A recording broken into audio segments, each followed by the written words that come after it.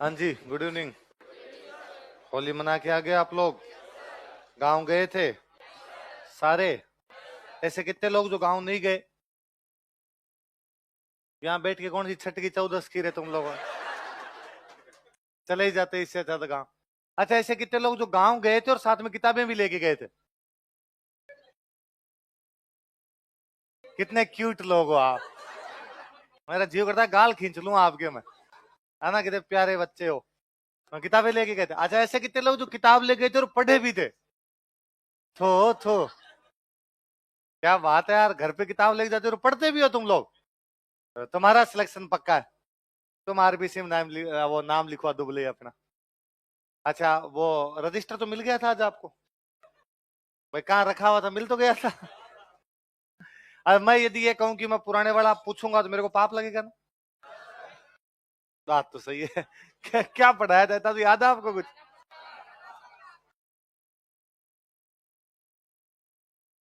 मैं खुद ही भूल गया यार, क्या क्या पढ़ रहे थे।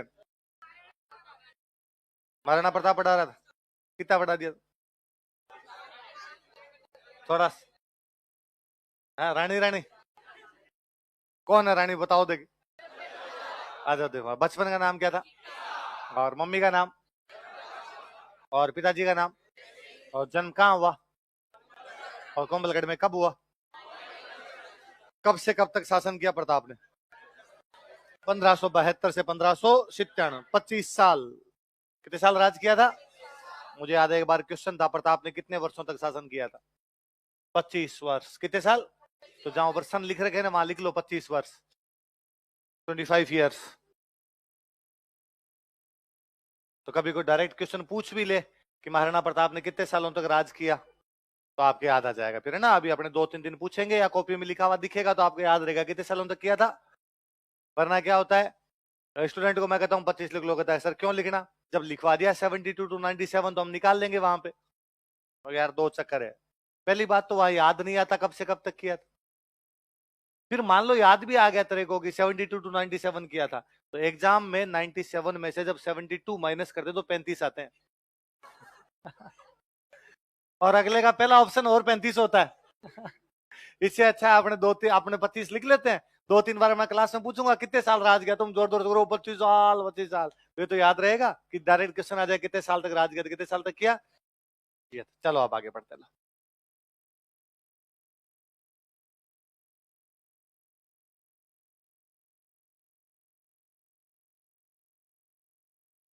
हुआ ये कि हमने पढ़ा कि भाई एक लाइन शायद मैंने लिखवाई थी, उदय सिंह मरते मरते प्रताप को राजा नहीं बना के गए थे, राजा बना गए थे जगमाल। बताई थी क्या बात? तो जगमाल को राजा बना दिया। पर मैंने बताया था कि उदय सिंह की छतरी कहां पर बनी हुई है? गोगुंदा। इसका उदय सिंह अंतिम संस्कार कहां हुआ? गोगुंदा। और वहां गोगुंदा के अंदर जो सलुम्बर के सामंत थे उनका नाम था कृष्णदास चुंडावत। क्या नाम था? और वहां जनता ने शोर मचाया, तो कृष्णदास चुंडावत ने किसका राज तिलक कर दिया? माना। तो महाराणा प्रताप का राज तिलक कहां किया गया? गोगुंदा। कहां किया गया? किसके द्वारा? ये कहां के सामंत थे? इन्होंने क्यों किया राज तिलक? कहा हुआ था चुंडा के राज्य त्याग के बदले में कि सलुम्बर के चुंडावती हमेशा मेवाड़ के राजा का क्या करेंगे? देखो, सलुम्बर के कृष्णदास चुंडावत ने, कृष्णदास चुंडावत ऑफ सलुम्बर,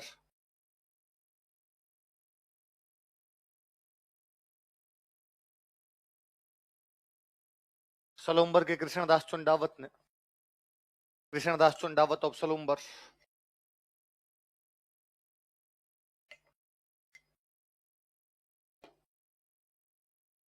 सलुम्बर के कृष्णदास चुंडावत ने गोगुंदा में प्रताप का राज तिलक किया था। Coronated Pratap at Gogunda. गोगुंदा में प्रताप का राज तिलक किया था। Coronated Pratap at Gogunda.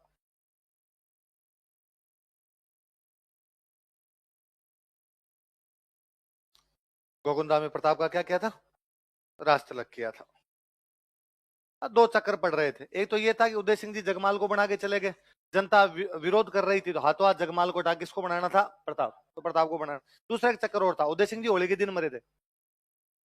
कब मरे थे? तो हिसाब से कहता है भाई होली नहीं मनेगी अब, तो इसलिए कहा गया कि यार आज ही राज तिलक कर दो, शुभ काम कर दो, ताकि होली वाला त्योहार मनता रहे, ये खत्म नहीं होगा। हमने कहा भाई शोक का दिन है, पर हाथों हाथ हमारे इस दिन खुशी का दिन भी आ गया था, इसलिए होली का त्योहार बंद नहीं करना था। हाथों हाथ गोगुंदा में उसी दिन क्या कर दिया गया, प्रताप का राज। पर अब हाथों हाथ तो राज तिलक ऐसा ही होगा, घर में दुख का माहौल है उसमें तो राज तिलक ऐसे ही किए जाए। फिर प्रताप ने थोड़े दिन बाद में कहा, ढंग का फंक्शन करवाते हैं यार, आसपास वालों को बुलाते हैं, अपना आरएस में सिलेक्शन हुआ है। तो कुंभलगढ़ के अंदर पार्टी दी गई। कहां पार्टी दी गई? तो राज तिलक समारोह कहां पर किया गया था? प्रताप ने कुंभलगढ़ में राज तिलक समारोह आयोजित किया। Pratap organized coronation ceremony at Kumbhalgarh. Pratap ने कुंभलगढ़ में राज तिलक समारोह आयोजित किया। Pratap organized coronation ceremony at Kumbhalgarh. Kumbhalgarh में राज तिलक समारोह आयोजित किया। Pratap organized coronation ceremony at Kumbhalgarh. तो पार्टी कहां पर दी थी? अच्छा, नॉर्मली होता क्या भाई, राजा का राज तिलक राजधानी में करना चाहिए। राजधानी मेवाड़ वालों कौन सी? चित्तौड़। पर चित्तौड़ पर तो किसका कब्जा है? अकबर। तो चित्तौड़ पर तो आप कर नहीं सकते भाई, 1568 के अंदर ही अकबर वहां पर कब्जा कर गया। तो फिर संकटकालीन राजधानी या दूसरी राजधानी कौन सी? कुंभलगढ़। तो प्रताप ने राज तिलक कहां करवाया? अच्छा, फंक्शन मनवाएंगे, जैसे आपका आरएस में सिलेक्शन होता है, आप फंक्शन दोगे तो आस पड़ोसियों को बुलाओगे, रिश्तेदारों को बुलाओगे या नहीं बुलाओगे? अकेले अकेले मिठाई खा जाओगे? तो अड़ोसियों पड़ोसियों को बुलाया जाता है। या मैं और सिंपल कर दूं इस बात को, जैसे अपने कई बार सुनते हैं कि प्रधानमंत्री मोदी ने अपने शपथ ग्रहण समारोह में जापान, चीन, पाकिस्तान, श्रीलंका के प्रधानमंत्रियों को बुलाया, अभी बुलाते हैं। या कभी आप सुनना कि राजस्थान के मुख्यमंत्री अशोक गहलोत ने शपथ ली तथा इसमें पंजाब, गुजरात, हरियाणा के मुख्यमंत्री भी शामिल हुए, अब भी आते हैं, अड़ोसी पड़ोसी आएंगे भाई, ओबीसी बात है इसके अंदर। तो महाराणा प्रताप के इस राज तिलक समारोह में मारवाड़ के एक राजा आए थे। उन मारवाड़ के राजा का नाम था चंद्रसेन। क्या नाम था? तो कोई पूछे मारवाड़ के कौन से राजा ने भाग लिया, तो कौन से राजा ने? लिखो, इस राज तिलक समारोह में, इन दिस कोरोनेशन सेरेमनी, इस राज तिलक समारोह में, in this coronation ceremony, Marwar के चंद्रसेन ने भी भाग लिया था। Chandrasen of Marwar also participated. Marwar के चंद्रसेन ने भी भाग लिया था। Chandrasen of Marwar also participated.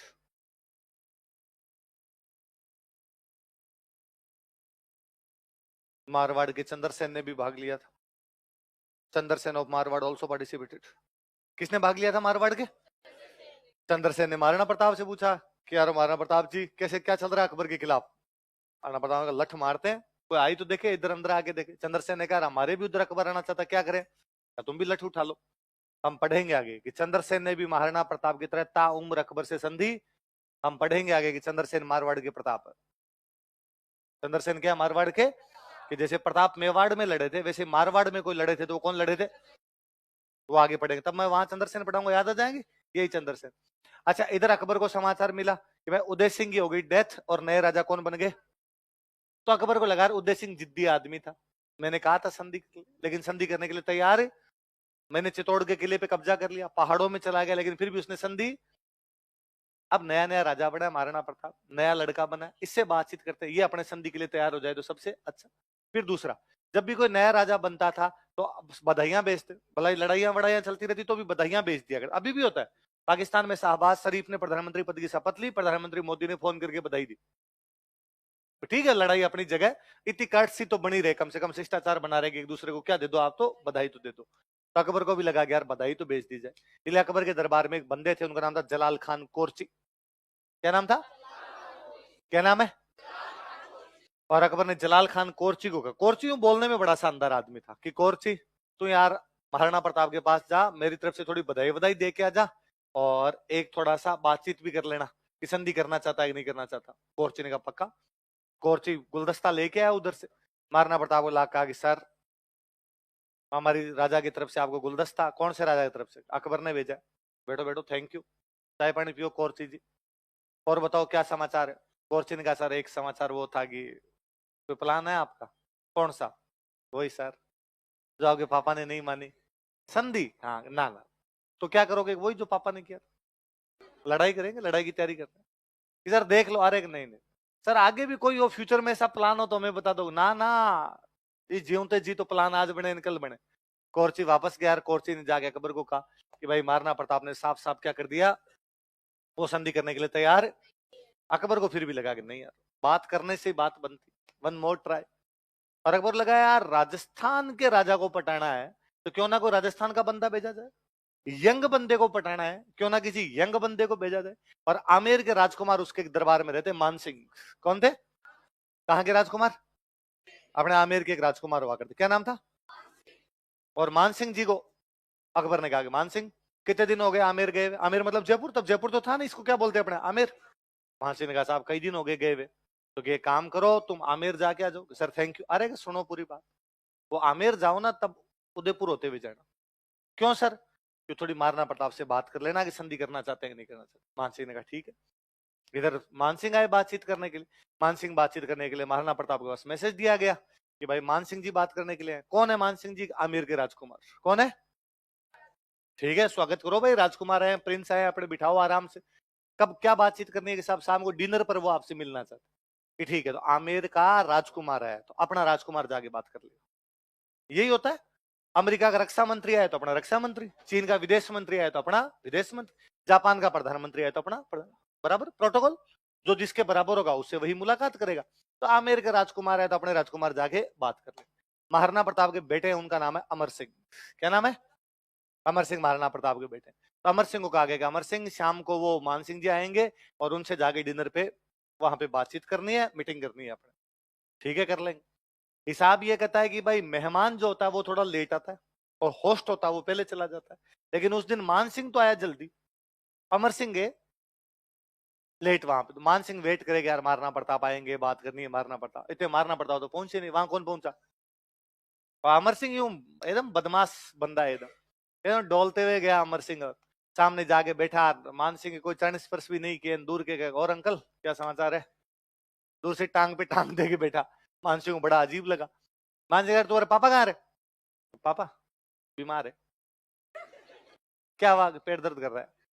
और मान सिंह को वो हंसी बर्दाश्त नहीं हुई और मान सिंह वहां से खड़े हो डिनर सेट उछाड़ उछूल दिया उन्होंने वहां और कहा कह देना तेरे पापा को जाके। लोग मान सिंह कहते हैं हाँ मेरे का राजकुमार हूं मैं, तेरा और तेरे पापा का दोनों का पेट दर्द ठीक कर दूंगा मैं, युद्ध करने आऊंगा मैं थोड़े दिन बाद।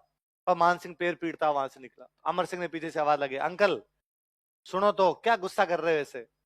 क्या कर दोगे? वो कहाँ पेट दर्द ठीक करोगे मेरा और पापा का? अरे युद्ध के मैदान में कर दूंगा, युद्ध करने के लिए आऊंगा। तो ये काम करना, युद्ध करने आओ तब अकेले मत आना, फूफा जी को साथ लेके आना। मानसी की बुआ की शादी अकबर के साथ की हुई थी तो अकबर क्या लगे, फूफा जी अकेले मत आना। फूफा मानसिंह का रुक जा रहे, मैं बता दूंगा तुम्हें। मानसिंह जी थोड़े पैर पीटते हुए आगे और गए। अमर सिंह का अंकल एक बात हो, लास्ट अंकल प्लीज एक बात और सुनो। क्या रह गया अब तुम्हारे? कि हमारे पाली में एक जगह पड़ती है सोजत। हाँ तो मैं क्या करूँ, वहां की मेहंदी बहुत अच्छी है, तो मैं क्या करूं? अरे एक अंकल जीआई टैग है उस मेहंदी को।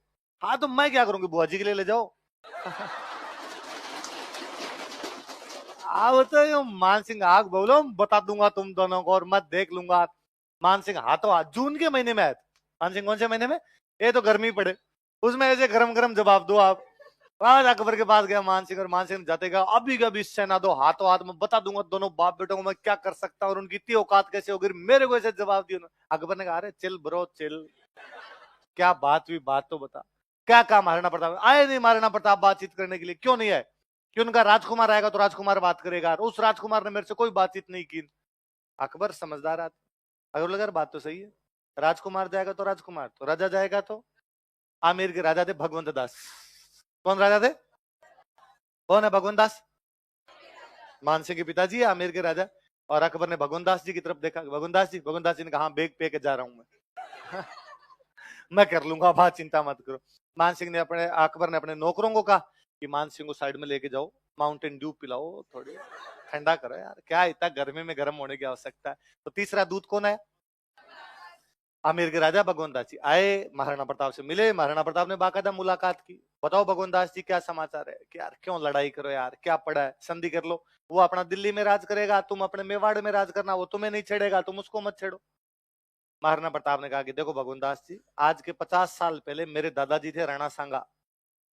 दादाजी कौन थे?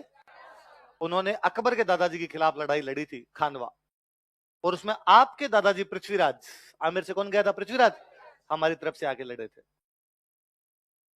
अब समय चेंज हो गया, पहले हम बड़ी पार्टी थे इसलिए बाकी सारे हमारे झंडे के नीचे लड़ते थे, आजकल आप आमिर वाले भी ताकतवर हो रखे हो। एक काम करो भगवंत दास जी, आप अकबर के खिलाफ लड़ाई का ऐलान कर दो, मैं आपके झंडे के नीचे लड़ लूंगा, लेकिन मुगलों के झंडे के नीचे लड़ने के लिए तैयार है। भगवंत दास जी ने कहा तुम मराएगा यार, हमें नहीं करनी है। तो उसने क्यों पंचायती करते हो, कभी बेटा आता है कभी बाप आता है। भगवंत दास जी कह रहे, उन्होंने जाके अकबर को कहा कि मानने वाला अकबर को फिर लगा कि नहीं यार एक बंदा और भेजा। इस बार अपने वित्त मंत्री को भेजा, निर्मला सीतारमन, टोडरमल। कौन थे वित्त मंत्री? टोडरमल जी को भेजा। टोडरमल जी आए, टोडरमल जी ने आगे महाराणा प्रताप कहा कि महाराणा प्रताप सुनो, अकबर के पास इतना पैसा है कि कितने वर्षों तक भी लड़ाई करता रहेगा तो भी उसका धन समाप्त। तुम लड़ाई का धन कहां से लाओगे? लड़ाई में सबसे अधिक रुपए की आवश्यकता होती है, बिना रुपए की काहे की सेना, बिना रुपए को कैसे हथियार? न तुम्हारे पास हथियार है न तुम्हारे पास सेना है, इसलिए मेरी बात मानो और तुम लड़ाई मत करो, अकबर से संधि कर लो। क्यों फालतू में पैसे लगा रहे हो? तुम्हारे पास पैसे है नहीं, बर्बाद हो जाओगे। महाराणा प्रताप ने कहा ये टेस्ट करो, कलाकंद टेस्ट करो आप थोड़ा, टोडरमल जी मिठाई खाओ आप तो आराम से, चाय पानी पियो और जाके कहना अकबर से कि वो लड़ाई की तैयारी कर ले, मैंने पूरी लड़ाई की तैयारी कर रखी है और पैसे की चिंता मत करना, मेवाड़ के भामाशाह अभी मरे नहीं है, मेवाड़ के हमारे खूब है पैसे, तो आप तो अकबर को जाके लड़ाई की तैयारी करे आपने। तो लास्ट कौन आया था बंदा? अब 4 बंदे भेजे, चारों की बातों को महाराणा प्रताप ने स्वीकार। अब ये स्पष्ट हो चुका था कि बातचीत से कोई भी रास्ता निकलने वाला। अब क्या किया जाए? युद्ध वही जो आप बचपन से पढ़ते हैं, हल्दी घाटी। कौन सा युद्ध हुआ? तो अकबर ने प्रताप को समझाने के लिए कितने दूत भेजे? कौन कौन से? जलाल खां कोरची, मान सिंह, भगवंत दास। इसमें आमेर का राजकुमार कौन है? आमेर का राजा कौन है? याद रहेगा, मतलब पहले बेटा है बाद में पिताजी है। लिखो, महाराणा प्रताप को समझाने के लिए, टू परसुएड महाराणा प्रताप,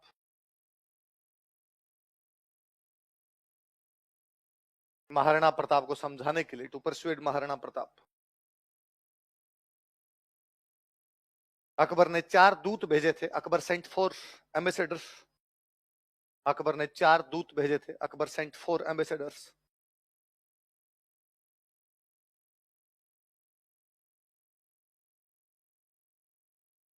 कितने दूत भेजे थे? 4 दूत भेजे थे। Akbar sent 4 ambassadors. उतार लो नाम, कौन कौन आए थे?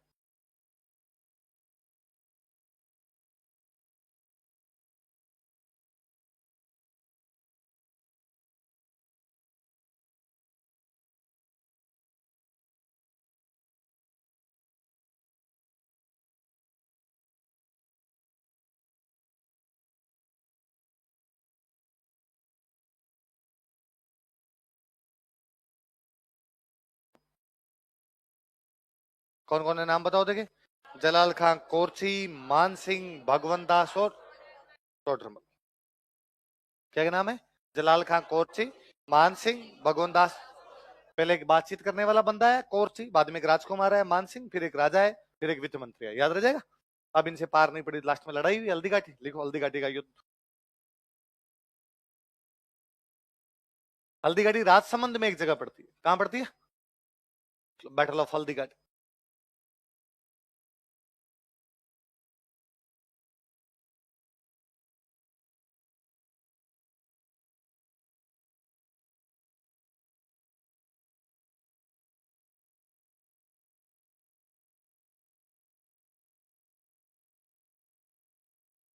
किस किस के बीच में? महाराणा प्रताप और अकबर।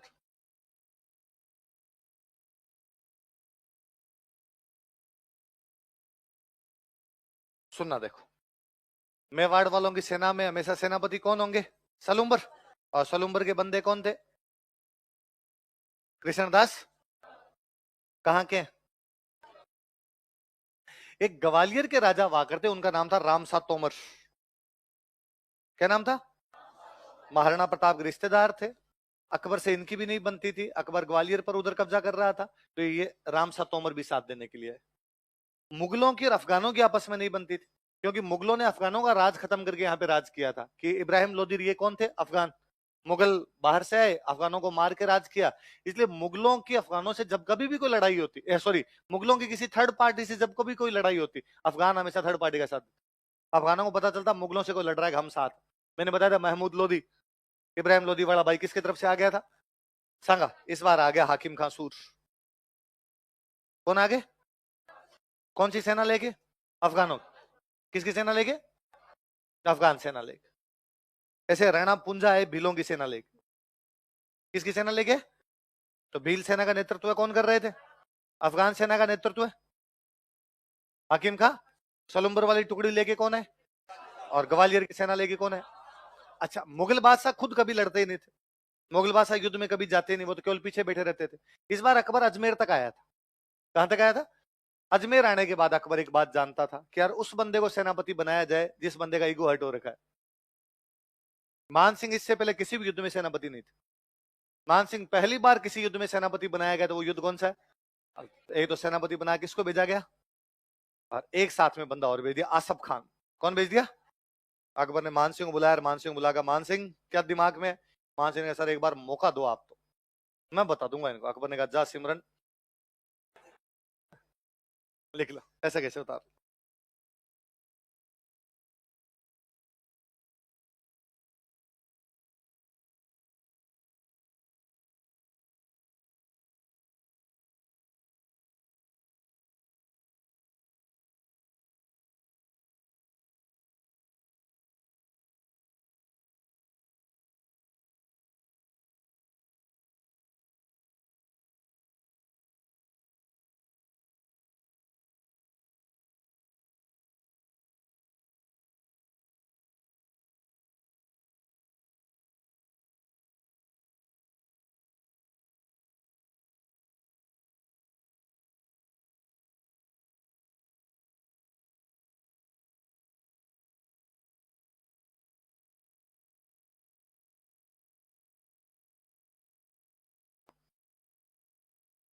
कोई पूछे कि मान सिंह को पहली बार कौन से युद्ध में सेनापति बनाया गया, तो कौन से युद्ध में? चल ठीक है। साथ में एक सेनापति और कौन भेजा गया?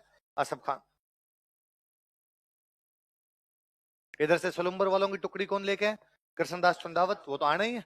ग्वालियर वालों की सेना लेके रामसाद तोमर, अफगानों की सेना लेके हाकिम खान सूर और भीलों की सेना लेके रहना पहुंच जाओ। अफगान क्यों आए लड़ने के लिए? क्योंकि अफगानों की मुगलों की आपस में बनती, दुश्मन का दुश्मन हमेशा अच्छा दोस्त होता है।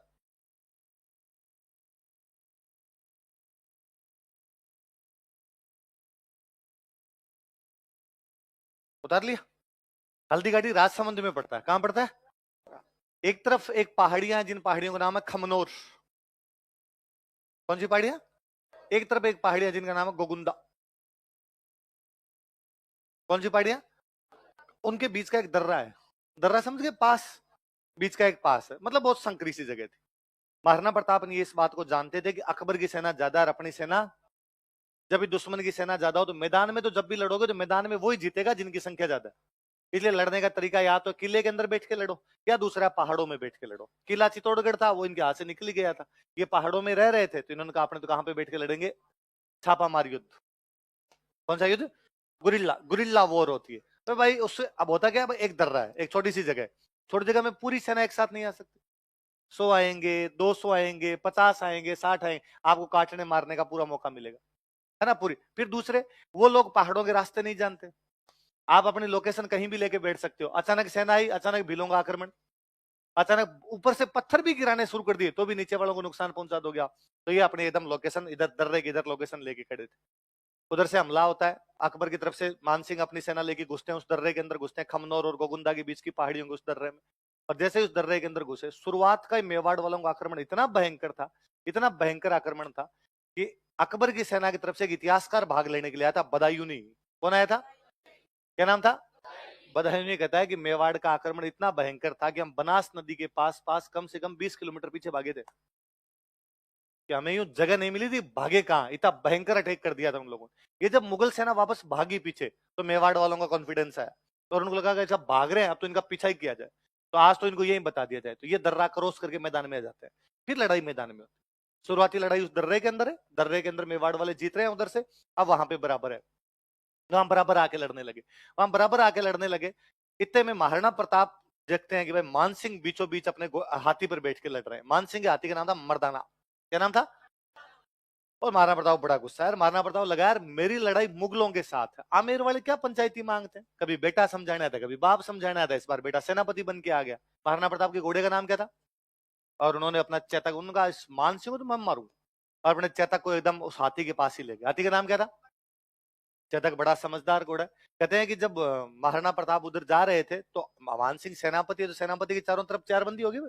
चारों तरफ सेना खड़ी रही, ये थोड़ी सेनापति अकेला खड़ा रहा, तो उसके आगे खूब सारे लोग लगा रखे थे। तो उसके आगे आगे एक उसका जो बॉडीगार्ड खड़ा था मानसिंह का, उसका नाम था बहलोल खान। क्या नाम था? तो लंबा चौड़ा डाकी टाइप का आदमी बहलोल खान, वो घोड़ा लेके आगे आगे खड़ा, और कि भाई बहलोल खान को क्रॉस के बिना तो मानसिंह के पास पहुंच ही नहीं सकते। तो महाराणा प्रताप एक हाथ से तो घोड़े की लगाम पकड़ी हुई, इसको बहलोल खान को क्रॉस करते हैं, तो बहलोल खान के मारते हैं, तलवार मारते हैं, बहलोल खान और घोड़ा दोनों बीच में से चीर देते हैं। कि महाराणा प्रताप और भीम में एक समानता है कि दोनों ने अपने प्रतिद्वंदियों को बीच में से चीर दिया था, लेकिन भीम ने जब जरासंध को मारा था, किसको मारा था? जरासंध को बीच में टांगे पकड़ के यूं मारा था, बीच में से उखाड़ दिया था एकदम। भीम ने जब जरासंध को मारा था दोनों हाथ लगाए थे, महाराणा प्रताप ने एक हाथ से काट दिया था। तो बहुत फेमस सी पेंटिंग है जिसके अंदर एक घोड़े पर घुड़सवार है, महाराणा प्रताप उसको बीचों बीच काट रहे हैं। वो जो बंदा है वो बंदा कौन है? अब घोड़ा एकदम, अब चेतक एकदम नजदीक था, चेतक बड़ा समझदार घोड़ा था, उसने अपने अगले दोनों पैर हाथी की सूंड पे लगा दी। तो हाथी ऊंचा होता है ना, और फिर हाथी ऊंचा, फिर उसके होदे के ऊपर बैठा हुआ एकदम मानसिंह। पहले महाराणा प्रताप अपना भाला फेंकते हैं, पर मानसिंह जो समझदार सेनापति था, मानसिंह नीचे झुकता है, भाला तो उसके ऊपर से निकल जाता है। पर महाराणा प्रताप ने फेंका, फेंकते उनको लगा भाई भाला सटीक गया है, मानसिंह मर गया। घोड़े ने जैसे अपने पैर नीचे, उन्होंने वापस लगाम खींची, भाई घोड़ा अपने पैर नीचे उतारे। घोड़ा जैसे ही पैर नीचे उतारने लगा, तो मानसिंह पहले से समझदार था, उसने अपने हाथी की सूंड में एक चाकू लगा रखा था, इसलिए चेतक के अगले दोनों पैर कट गए। खुर खुर होते हैं, खुर आगे बढ़, ये दोनों अंदर ही रह गए उसी में। अब उस चेतक से चला नहीं जाए। आपके मर के तो नाखून काट दो, नाखून अपने से थोड़ा ज्यादा कट जाए ना तो 2 दिन तक अजीब सा लगता है। तो आप सोचो नाखून निकाल दिया जाए आपका तो कितना अजीब होगा, पशु का खुर ही पूरा काट दिया जाए, तब वो चेतक आगे नहीं चले। तो महाराणा प्रताप को लगा रही ये क्या हुआ, मतलब अचानक इसके आगे क्यों नहीं चल पा रहे। देखा तो उसके दोनों पैर ही कटे हुए, लगा यार बेचारा घोड़ा तो गया, तो अपने घोड़े को बाहर निकालते हैं। मैंने बताया था कि मेवाड़ में जब कभी भी कोई भी राजा किसी भी कारण से युद्ध भूमि से बाहर जाए तो सादड़ी का झाला आके लड़ाई करता था। खानवा के टाइम में आए थे झाला अज्जा, इस बार आए झाला मान। क्या नाम था? उसी बंदे का नाम झाला मान है, उसी बंदे का नाम है झाला बिद्दा। क्या नाम है? झाला मान या झाला। तो प्रताप जब युद्ध भूमि से बाहर गए तो युद्ध को नेतृत्व कौन करता है? झाला मान या झाला बिद्दा। अच्छा, उधर जब मुगलों की सेना भाग रही थी तो उधर मुगलों की तरफ एक फौजी था, उस फौजी का नाम था मिहत्तर खां। क्या नाम था? वो बेचारा पीछे पीछे खड़ा था और उसको बहुत बुरा लगा, उसको लगा यार अपनी फौज तो भाग रही है यार भयंकर तरीके से, पर मिहत्तर खान पीछे से शोर मचाता है, अरे क्या रुक जाओ, अकबर खुद आ रहा है। अरे अकबर खुद शुरू रवाना हो गया वहां से, बस सेना पहुंचने वाली है, अपने को सहायता मिलने वाली। तो मुगल फौज एक बार थोड़ी जोश में आगे लड़ती है। दो कारण थे, एक कारण तो और सेना आ रही है तो अपने पास सहायता आ जाएगी, दूसरा ये भी डर था कि बादशाह खुद आ गया और पता चला कि भाग गए तो तेल की कड़ाई में तल देगा सबको। तो वहां जैसे जैसे लड़ने की कोशिश करती है, पर थोड़ी देर के अंदर ही मुगलों की सेना को पता चल जाता है कि पार पड़ने वाली। मानसिंह अपनी सेना को वापस निकाल लेता है, उन्हें वापस चलो। गोगुंदा जाके रुकते हैं, यहाँ आसपास ही नहीं रुकते, गोगुंदा जाके रुके। और कहते मुगलों की सेना में इतना भयंकर डर था महाराणा प्रताप का, मेवाड़ के सैनिकों का, उनको लगा रात को यदि अचानक हमला कर दिया तो मार देंगे, इसलिए रात को 4 दीवारी बना के सोए थे। उसके बाद से जब उन्होंने बाद सेना सेना का भाई अब हटेंगे यहाँ से, वापस चलेंगे, तो अजमेर की तरफ वापस सेना आती है। तो बदायूं लिखता है अपनी किताब में कि हम जब गोगुंदा से अजमेर की तरफ आए थे तो हालत खराब कर दी। बीच में भीलों के गांव आ रहे थे, हर किसी गांव के अंदर या तो रसद लूट, रसद मतलब खाना पीना, बस सेना पूरी एक साथ नहीं चलती, एक टुकड़ी आगे चल रही है, फिर हथियार वाली टुकड़ी चल रही है, फिर खाने पीने वाली टुकड़ी चल रही है। भील पता नहीं कहां से आते, अटैक करते, हमारा खाना पीना छीन के चले जाते। हमने जैसे जैसे राम राम करके अल्लाह का नाम लेके अजमेर तक का रास्ता तय किया था। यहाँ से मान सिंह और आसफ खान अकबर के दरबार में गए। अकबर के दरबार, अकबर ने कहा आओ, पकड़ के ले आए महाराणा प्रताप को, उनका नहीं तो मार दिया, तो उन्हें संधि कर ली, तो हरा क्या है वो,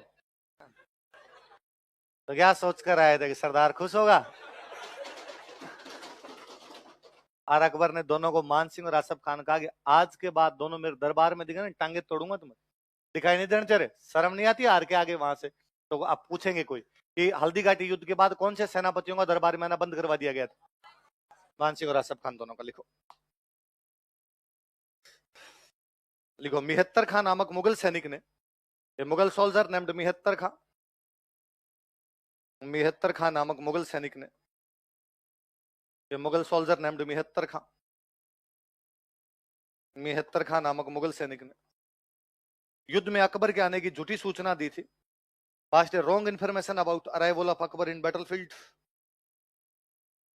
युद्ध में अकबर के आने की झूठी सूचना दी थी। passed a wrong information about arrival of Akbar in battlefield. युद्ध में अकबर के आने की झूठी सूचना दी थी.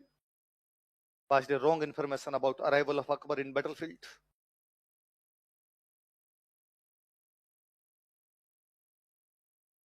देखो, चेतक के घायल होने के कारण, due to injury of Chetak, Chetak के घायल होने के कारण, due to injury of Chetak, Pratap को युद्ध भूमि से बाहर जाना पड़ा. Pratap had to move out from battlefield. Pratap को युद्ध भूमि से बाहर जाना पड़ा. Pratap had to move out from battlefield. Pratap को युद्ध भूमि से बाहर जाना पड़ा. Pratap had to move out from battlefield. इस समय दिस टाइम झालामान ने युद्ध का नेतृत्व किया. कोष्टक में विदा लिख लेना. झालामान लेड बैटल. झालामान ने युद्ध का नेतृत्व किया. झालामान लेड बैटल.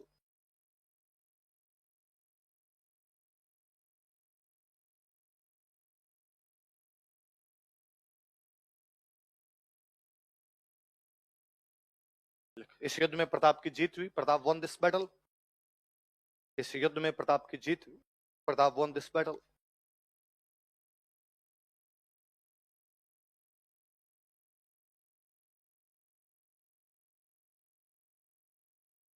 अकबर ने मान सिंह तथा आसफ खान का दरबार में आना बंद करवा दिया. अकबर बैंड एंट्री ऑफ मान Singh and Asaf Khan in his court. Akbar ने मान सिंह तथा आसफ खान का दरबार में आना बंद करवा दिया. अकबर बैंड एंट्री ऑफ मान Singh and Asaf Khan in his court.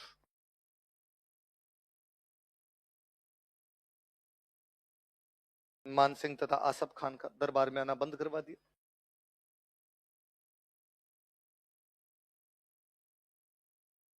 अब सुनना देखो, अकबर के दरबार का एक राइटर हुआ, उसका नाम है अबुल फजल. क्या नाम है? अबुल फजल इस युद्ध का नाम देता है खमनोर का युद्ध. क्या नाम देता है? मैंने बताया एक साइड की पहाड़ियों का नाम था खमनोर और एक साइड की पहाड़ियों का नाम क्या था? तो अबुल फजल ने क्या कहा इसको? Battle of Khamnor. सुनना देखो एक बार, बाद में लिख लेंगे. अकबर के दरबार का एक राइटर और है बदायूनी. क्या नाम है? जो इस युद्ध में खुद आया हुआ था. बदायूनी इस युद्ध को कहता है गोगुंदा का युद्ध. क्या कहता है? Battle of Gogunda. अपने एक राष्ट्रवादी इतिहासकार वे, उनका नाम है आदर्शी लाल श्रीवास्तव. क्या नाम है? इस हल्दी घाटी के पास में एक जगह है, उस जगह का नाम है बादशाह बाग. क्या नाम जगह का? तो वो कहते हैं ये इस जगह पे हुआ था बादशाह बाग, इसलिए उन्होंने कहा इसको बादशाह बाग का युद्ध. क्या नाम दिया? जेम्स टोड अपने राजस्थान का इतिहास लिख के गया था. उसने कहा हमारे यूरोप में ऐसा कैसा युद्ध हुआ था, उसका नाम है थर्मोपोली. क्या नाम है? और उसने कहा मेवाड़ में जो युद्ध हुआ वो कौन सा है? हल्दीघाट. इसलिए उसने इसका नाम क्या दे दिया? मेवाड़ की. जेम्स टोड ने इस युद्ध को क्या कहा? मेवाड़ की थर्मोपोली. आदर्शी लाल श्रीवास्तव क्या कहते हैं? बदायूनी क्या कहता है? अबुल फजल क्या कहते हैं? तो कोई पूछे खमनोर का युद्ध किसने कहा था? गोगुंदा का युद्ध किसने कहा? बादशाह बाग का युद्ध किसने कहा? जगह के नाम है. अबुल फजल ने एक तरफ वाली पहाड़ों का खमनोर का युद्ध, उसने दूसरी वाली पहाड़ों का सॉरी गोगुंदा का युद्ध. वहां जगह बादशाह बाग, उसके नाम पे बादशाह बाग. यूरोप में एक जगह का नाम है थर्मोपोल. जेम्स टोड यूरोप का था तो अपनी जगह से तुलना करें. बस सामान्य ना. अपने मान लो यहाँ पर कोई जयपुर में आप जा रहे हो और एक लंबा चौड़ा आदमी देखो, आपको यार ऐसे कैसे हमारे गाँव में ताऊजी है, आपने जो देख रखा उसी से तो तुलना करोगे ना. यार हमारे एक ताऊजी लगते हैं, वो ऐसे डाकी टाइप के हैं. वो सेम उसको लग रहा है कि जैसा हल्दी घाटी हुआ वैसे हमारा कौन सा हुआ था थर्मो, या जैसे हमारे थर्मोपोली हुआ वैसे यहाँ पर कौन सा हुआ. इसलिए उसने क्या कर दिया? मेवाड़ की. उतार लो कैसे कैसे उतार लो. हल्दी घाटी युद्ध के अलग क्या क्या नाम है?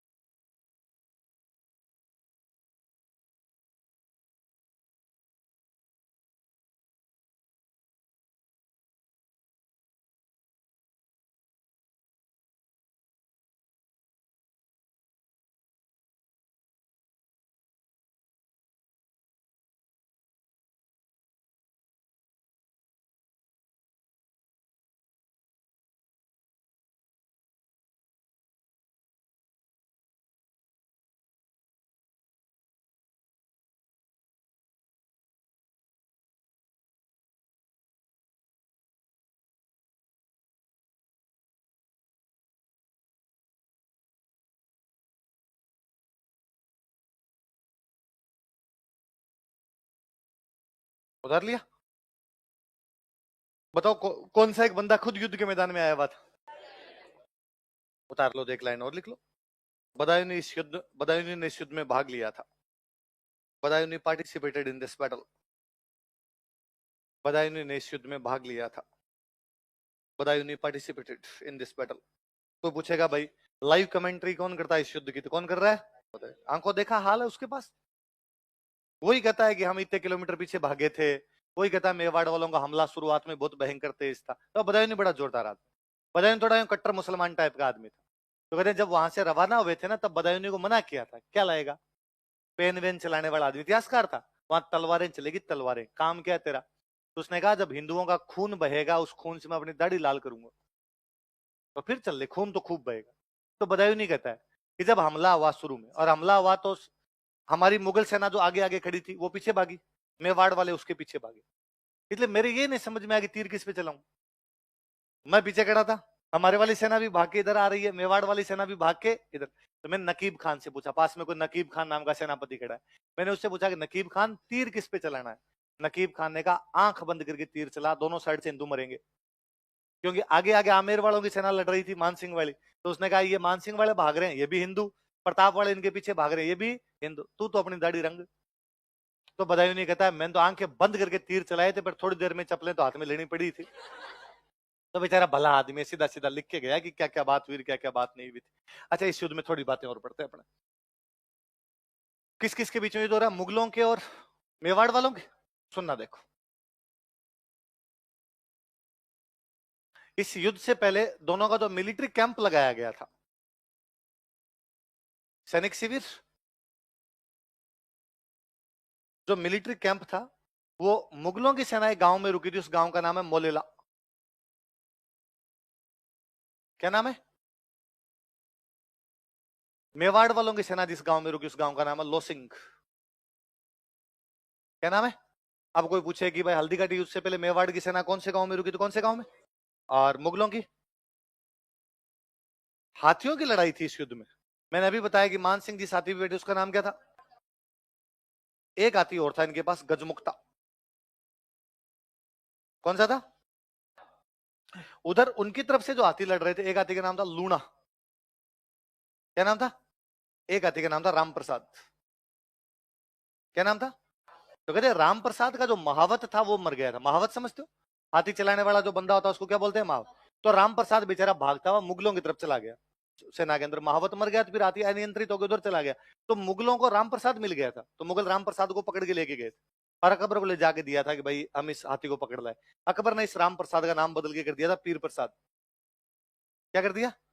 मुझे बड़ा अजीब लगता है कि यार ऐसे कैसे नाम बदल दिया। मतलब अकबर ने पूछा होगा कि और हाथी बता तेरे नाम क्या? हाथी ने कहा सर मेरा नाम राम प्रसाद है। कहा आज के बाद तू राम जी का प्रसाद नहीं, आज के बाद किसका प्रसाद? तो कहते भाई हल्दी घाटी युद्ध में जब मुगलों की सेना हार के गई थी ना, तो गांव से जब जा रही थी तो गांव वाले मजे लेते, और गांव वाले कहते हार के आगे। तो मुगल कहते कि नहीं हम जीत के आए। तो गांव वाले कहते क्या क्या है तुम्हारे पास की जीत के आए? तो हमारे पास राम प्रसाद है। क्या है? तो की बाद में मेवाड़ में कई साल तक ये मजाक था, कोई बंदा कहता कि मैं जीत गया, तो राम प्रसाद है क्या? कि भाई जीतता तो वो जिसके पास क्या होता है। तो कि मुगलों को राम प्रसाद के अलावा इसमें और कुछ भी मिला नहीं था। तो हाथी कौन कौन से लड़े इधर से? इधर से कौन से? एक बीच में मैंने एक राइटर बताए थे श्यामल दास जी। पहले बदायूं की बात कर लेते हैं। बदायूं ये कहता है सेना के बारे में कि सेना कितनी कितनी थी, सैनिक कितने कितने लड़ रहे थे। तो सैनिकों के बारे में एक अपने को बंदा बताता है बदायूं। बदायूं कहता है इसमें मुगलों के फौजी थे 5,000। कितने थे? और मेवाड़ वालों के थे 3,000। एक यही बात कहते हैं श्यामल दास जी। श्यामल दास याद है? वीर विनोद वाले श्यामल दास जी पढ़े हमने। श्यामल दास जी कहते हैं नहीं भाई, मुगलों की फौज आई थी 80,000। कितनी आई? हमारी थी 20,000। अच्छा, श्यामल दास जी वाली किताब लिखी हुई 1880 के आसपास। कब लिखी हुई है? घटना है 1576। 300 साल, 300 साल में इतने तो बढ़ेंगे, क्यों पार नहीं पड़ेगी। तो अपने बदायूं वाली ज्यादा सटीक बात है कि वो युद्ध के मैदान में था। तो कहता मुगलों की सेना कितनी थी और मेवाड़ वालों की। श्यामल दास जी कहते हैं मुगलों की, मेवाड़ वालों की। कौन कौन से आती थे इधर से? मुगलों की सेना कहाँ रुकी? मेवाड़ वालों की। उतार लोगे इसे? उतार।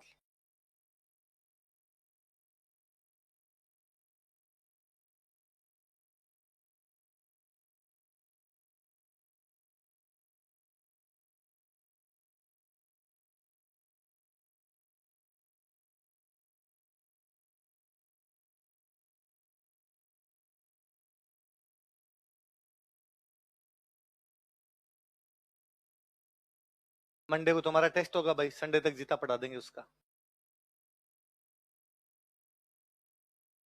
संडे को क्लास, संडे को कोई छुट्टी नहीं।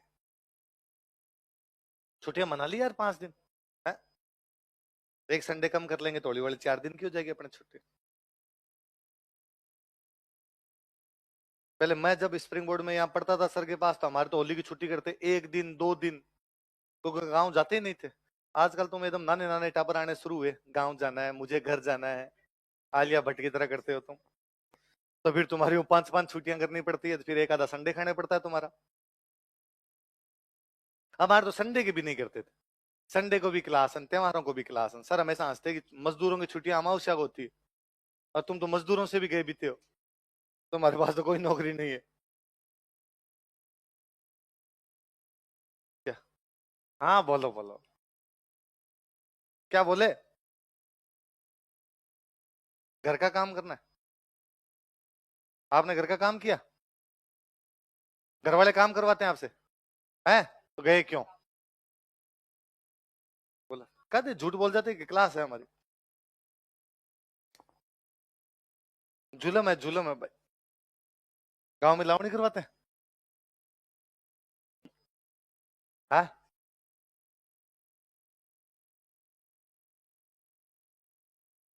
तो मिलिट्री कैंप कहाँ कहाँ पे लगे थे बताओ देखिए। मोलेला और हाथी कौन कौन से लड़े इधर से?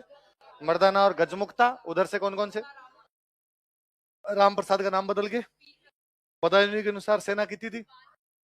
5,000 और 3,000। श्यामलदास जी के अनुसार 80,000 और 20,000। याद रह जाएगी बात है।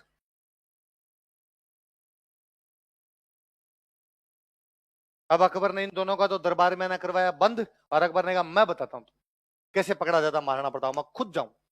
और 1576 के लास्ट में जाते जाते अकबर खुद ही अटैक कर देता है। लिखो, लाइन चेंज करके लिखो, लिखो 1576 ईस्वी में, इन 1576 एडी, 1576 ईस्वी में अकबर स्वयं मेवाड़ पर आक्रमण कर देता है। Akbar himself attacked on Mewar. Akbar स्वयं मेवाड़ पर आक्रमण कर देता है। Akbar himself attacked on Mewar.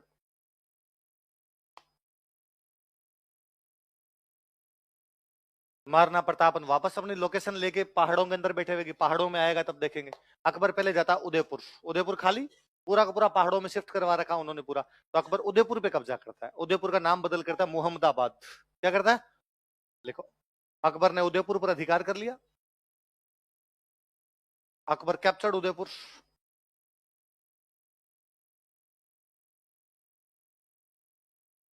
Akbar ने उदयपुर पर अधिकार कर लिया। अकबर कैप्चर्ड उदयपुर तथा नाम बदलकर मुहम्मदाबाद कर दिया, एंड रीनेम्ड एज मुहम्मदाबाद। तथा नाम बदलकर मुहम्मदाबाद कर दिया, एंड रीनेम्ड एज मुहम्मदाबाद।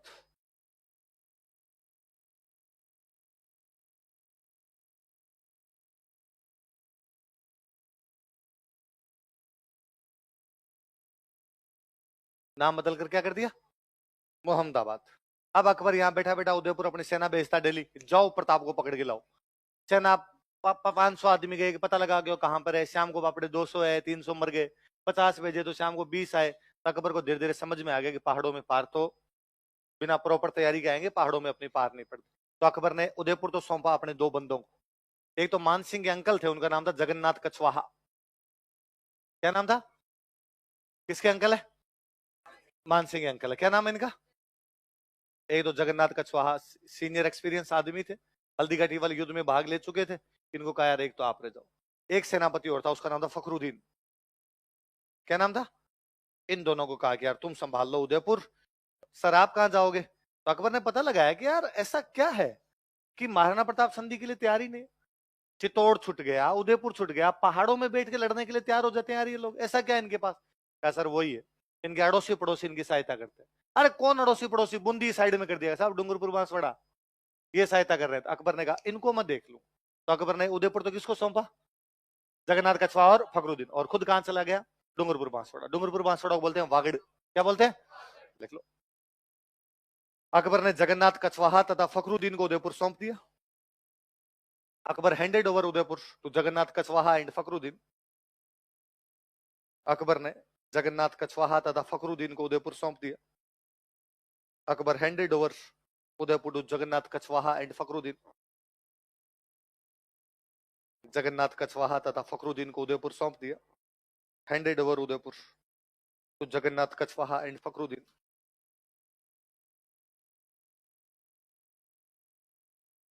तथा स्वयं वागड़ की तरफ चला गया and himself moved to Vagad.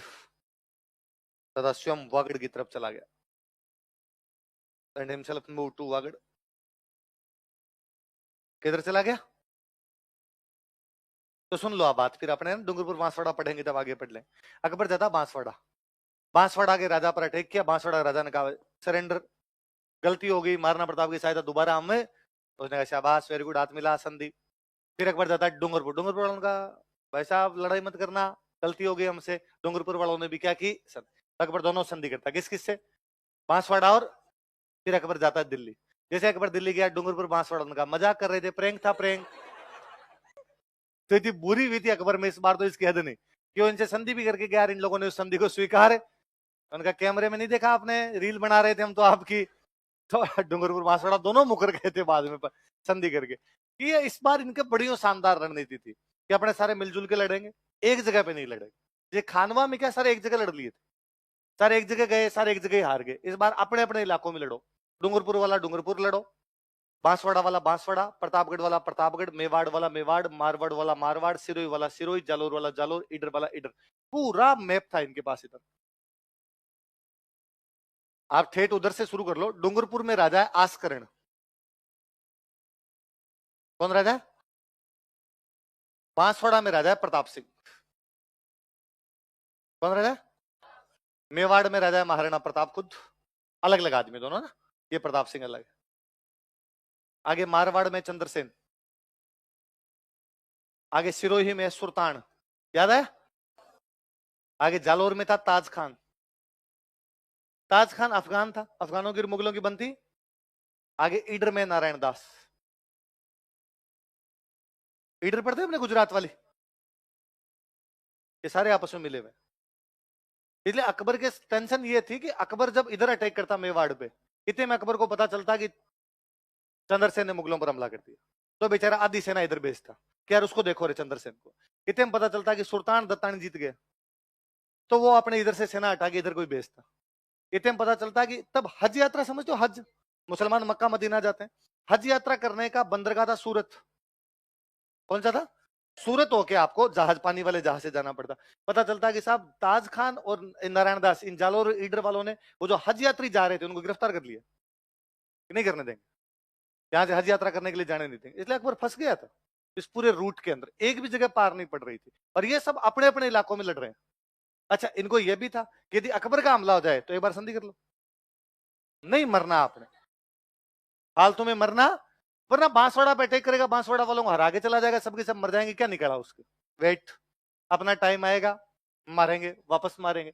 इसलिए अकबर ने थोड़े दिनों बाद समझ में आ गया कि अपने यहाँ पार पड़नी, पर मेवाड़ उसके लिए प्रेस्टीज पॉइंट था कि नहीं यार, जब सारे संधि कर रहे हैं तो मेवाड़ संधि क्यों नहीं कर रहा। दूसरा, यदि मेवाड़ संधि कर लेता है तो फिर डूंगरपुर बांसवाड़ा को अपने आप ही करनी पड़ेगी। इतना बड़ा कर लिया तो फिर अपने कह देंगे साहब, उनके वही जब मान गए तो तुम होते ही कौन हो करने वाले, अपने आप हो जाए। तो उसने बेचारे ने वापस ट्राई की, खुद गया और अपना एक नया कमांडर भेजा उसने, शाहबाज खान। कौन सा भेजा? प्रताप तब तक अपनी पहाड़ों की लोकेशन चेंज करके कुंभलगढ़, कुंभलगढ़ वाला किला भाई, दूसरी संकटकालीन राजधानी कौन सी है? कुंभलगढ़। शाहबाज खान को पता था कि प्रताप कहां पर है। शाहबाज खान 3 अटैक करता है कुंभलगढ़ पर। कितने अटैक? 77, 78, 79। कब कब करता है? 77, 78। पार नहीं पड़ी।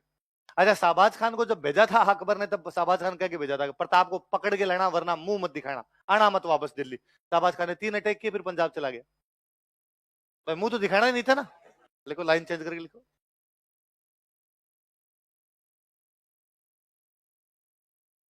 लिखो, मुगल सेनापति शाहबाज खान ने, मुगल कमांडर शाहबाज खान, मुगल सेनापति शाहबाज खान ने, मुगल कमांडर शाहबाज खान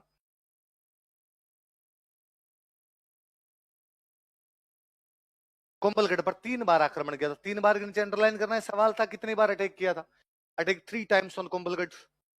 कुंभलगढ़ पर 3 बार आक्रमण किया था। Attacked 3 times on Kumbhalgarh, Kumbhalgarh पर 3 बार आक्रमण किया था। Attacked 3 times on Kumbhalgarh. Question लिखो 77, 78, 79। 1577, 1578, 1579, 1577, 1578, 1579, 77, 78, 79। सन तो याद मत करना, पर 3 बार लिखे होंगे, इसमें याद रहेगा कितने अटैक किए थे।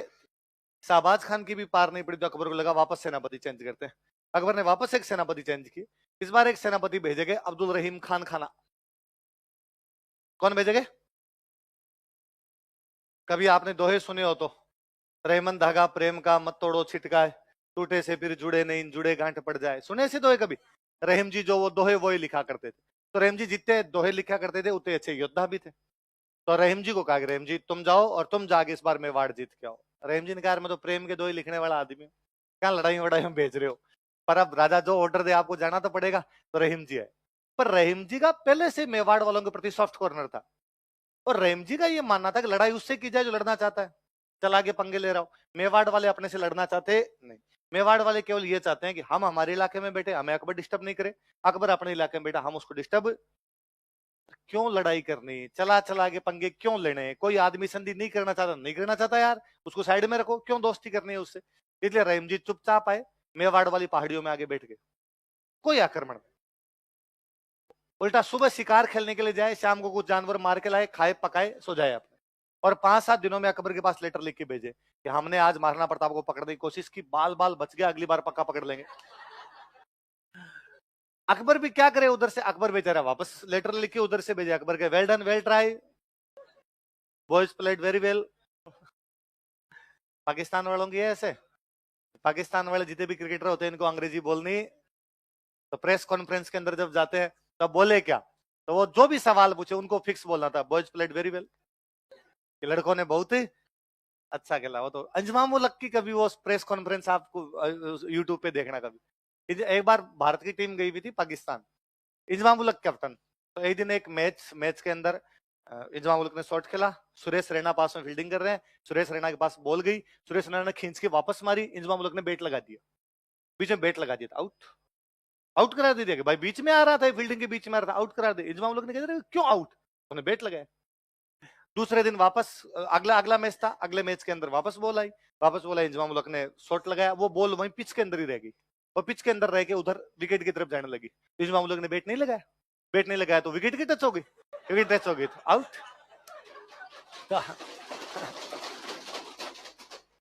तो प्रेस कॉन्फ्रेंस के अंदर पत्रकार ने पूछा कि इंजी भाई आप लगातार, वो इंग्लिश में पूछा उसने कुछ कि आप लगातार 2 मैचों में से आउट हुए, ये क्या कारण है? इंजमाम उल हक यूं ढीला डाला सा था, यूं दाढ़ी खजता खजता आ गया यार का, I don't know, when I stop ball I out, when I don't stop ball I out.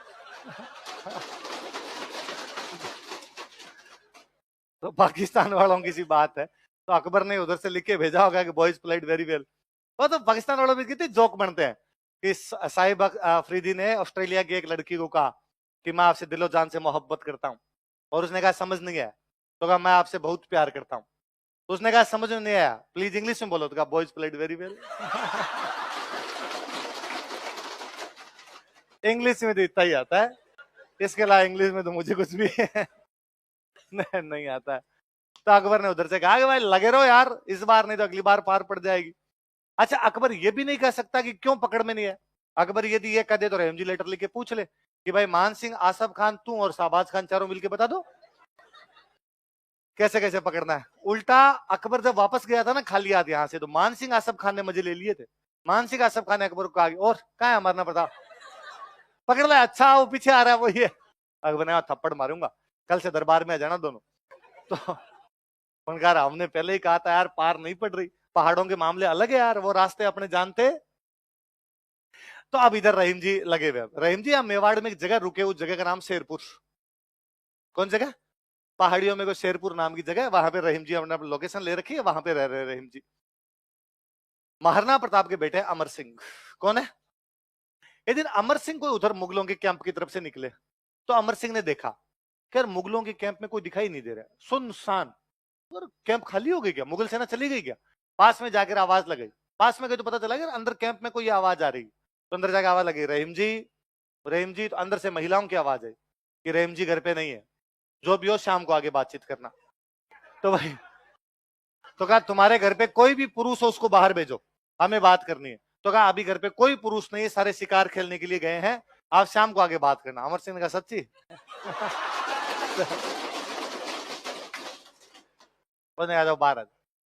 क्या कर रही हो कैंप में बैठी बैठी यहाँ पे? मैं बंगले बना दूं सोनिए तुम्हारे लिए। वो रहीम जी के पूरे परिवार की महिलाओं को गिरफ्तार कर लाता है। तो महाराणा प्रताप अपने कैंप में खड़े, वो देख रहे कि महिलाएं पीछे बेचारी रोती बिलकती हुई बुरके के अंदर आ रही है, अमर सिंह आगे आगे डोलता हुआ एकदम। पूछा कौन है ये, महिलाएं कहां से ले गया? उसने कहा डैडी आप साइड में जाओ, आई विल हैंडल। अरे है कौन ये तो बता। कि वो रहीम जी ना शिकार खेलने के लिए गए थे, तो मैंने कर लिया। और महाराणा प्रताप को पता चला, उनका बदतमीज, सॉरी बोले तो ये क्या तरीका, वापस उठ गया। और महाराणा प्रताप ने उन महिलाओं से कहा सॉरी, आप सब मेरी बहन के समान हो, हम युद्ध के मैदान में ऐसा कतई नहीं करना चाहते, मेरे बेटे से गलती हो गई, आइंदा से इस प्रकार की कभी भी कोई भी गलती, आराम से निश्चिंत होकर चाय पानी पियो, मैं आपको पहुंचा दूं। रहीम जी के नाम पूरा लेटर लिख के भेजते हैं कि रहीम जी हम दोबारा इस प्रकार का कोई भी काम नहीं करेंगे, युद्ध पुरुषों के बीच में लड़ा जाएगा, सैनिकों के बीच में लड़ा जाएगा, उसमें महिलाओं और बच्चों को बीच में कभी भी लाया। रहीम कहते हैं कि अमर सिंह उनको वापस छोड़ गया है, वो लेटर दिया महाराणा प्रताप का। अच्छा रहीम जी ने उधर से शिकार खेल के आए, तो रहीम जी ने देखा कैंप खाली पड़े, तो रहीम जी ने बेचारे बाढ़ पकड़ के बैठे हुए, कि अब अकबर को मुंह क्या दिखाएंगे ले जाके। कहते महिलाएं पहुंची, तो महिला लेटर लेके गई, महिलाएं वहां पहुंची तो पूछा रहीम जी ने भाई तुम कहां चली गई थी? कहा मंग तो तुम घर पे रहा करो। वो तो भलाओ बेचारे महाराणा प्रताप का, जुग जुग जिए वो, कि उसने हमें वापस भेजा है, वरना उस समय युद्ध के मैदान में इस बार महिलाओं और बच्चों को बंधक बना लेना छोटी मोटी बात हुआ करती थी। और खूब सारे राजा इस प्रकार के काम कर लिया करते थे। यदि किसी ने नहीं किया तो आप देखिए कि उसकी मॉरल वैल्यू कितनी हाई रही होगी। मैं हमेशा कहता हूं कि महाराणा प्रताप इसलिए महान नहीं कि युद्ध लड़े थे, किसी भी व्यक्ति के व्यक्तित्व के दूसरे गुण ज्यादा अच्छे बनाते हैं उसको। महाराणा प्रताप का गुण यह है कि वो महिलाओं बच्चों का सम्मान करने वाले थे। महाराणा प्रताप का गुण यह है कि युद्ध के मैदान में महिलाओं बच्चों किसी प्रकार का नुकसान है।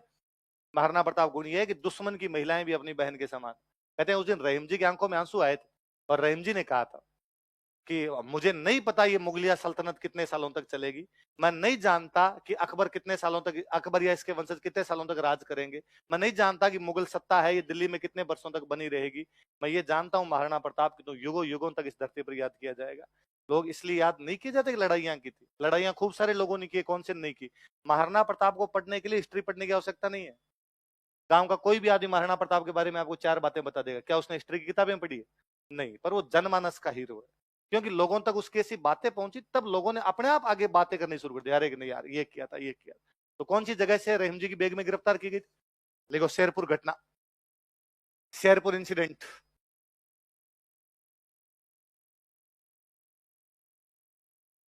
शेरपुर घटना, Sherpur incident.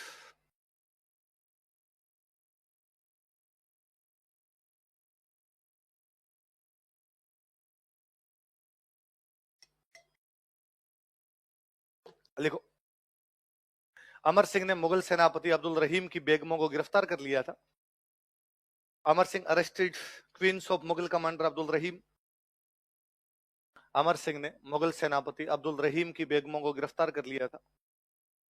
Amar Singh arrested queens of Mughal commander Abdul Rahim, Abdul Rahim की बेगमों को गिरफ्तार कर लिया था। Arrested queens of Mughal commander Abdul Rahim.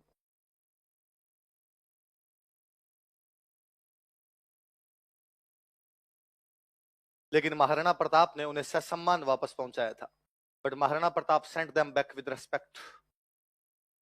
लेकिन महाराणा प्रताप ने उन्हें ससम्मान वापस पहुंचाया था, but Maharana Pratap sent them back with respect. लेकिन महाराणा प्रताप ने उन्हें ससम्मान वापस पहुंचाया था, but Maharana Pratap sent them back with respect. Maharana Pratap ने उन्हें ससम्मान वापस पहुंचाया था। किसने वापस पहुंचाया? किसकी बेगमों को? अच्छा, पहले मान सिंह आसफ खान है, उनसे पार नहीं पड़ी, अकबर खुद आया, पार नहीं पड़ी, शाहबाज खान से पार नहीं पड़ी, अब्दुल रहीम से पार नहीं पड़ी। अकबर ने इस बार वापस सेनापति चेंज किया। अकबर ने अपने अंकल को भेजा इस बार। अंकल थे, उनका नाम था सुल्तान खान। क्या नाम था? तो सुल्तान खान वाकई जीते, चतुर सेनापति, उतना ही शरीर का बलशाली टाइप का आदमी एकदम। सुल्तान खान को कहा कि तुम जाओ। सुल्तान खान ने आगे पूछा भाई कारण क्या है, क्यों नहीं हार रहे, क्यों नहीं पकड़ पा रहे? तो पहाड़ों के अंदर बैठे हैं, अपने को पहाड़ों के रास्ते पता नहीं है, और ये पहाड़ों के अंदर आराम से मजे से रहते हैं, अपनी सेना कभी जाती है मार कूट के भगा देते हैं। तो उसने कहा इस बार पहाड़ों में जाना ही नहीं है अपने, इनको बाहर निकलो। जब ये क्यों निकलेंगे बाहर, इनके तो खाने पीने का प्रबंध कर रखा है, आराम से अंदर बैठे हैं। उसने कहा सप्लाई बंद करो, पहाड़ घेर लो, खाना पीना बाहर से किसी भी प्रकार का जाना, स्टॉक कितने एक दिन का है, एक दिन तो स्टॉक खत्म होगा, स्टॉक खत्म होगा तब अपने मारेंगे, ये बाहर निकलेंगे तब मारेंगे। तो उसने अपने चार तरफ थाने बनाए, अपनी चौकियां बनाई उसने।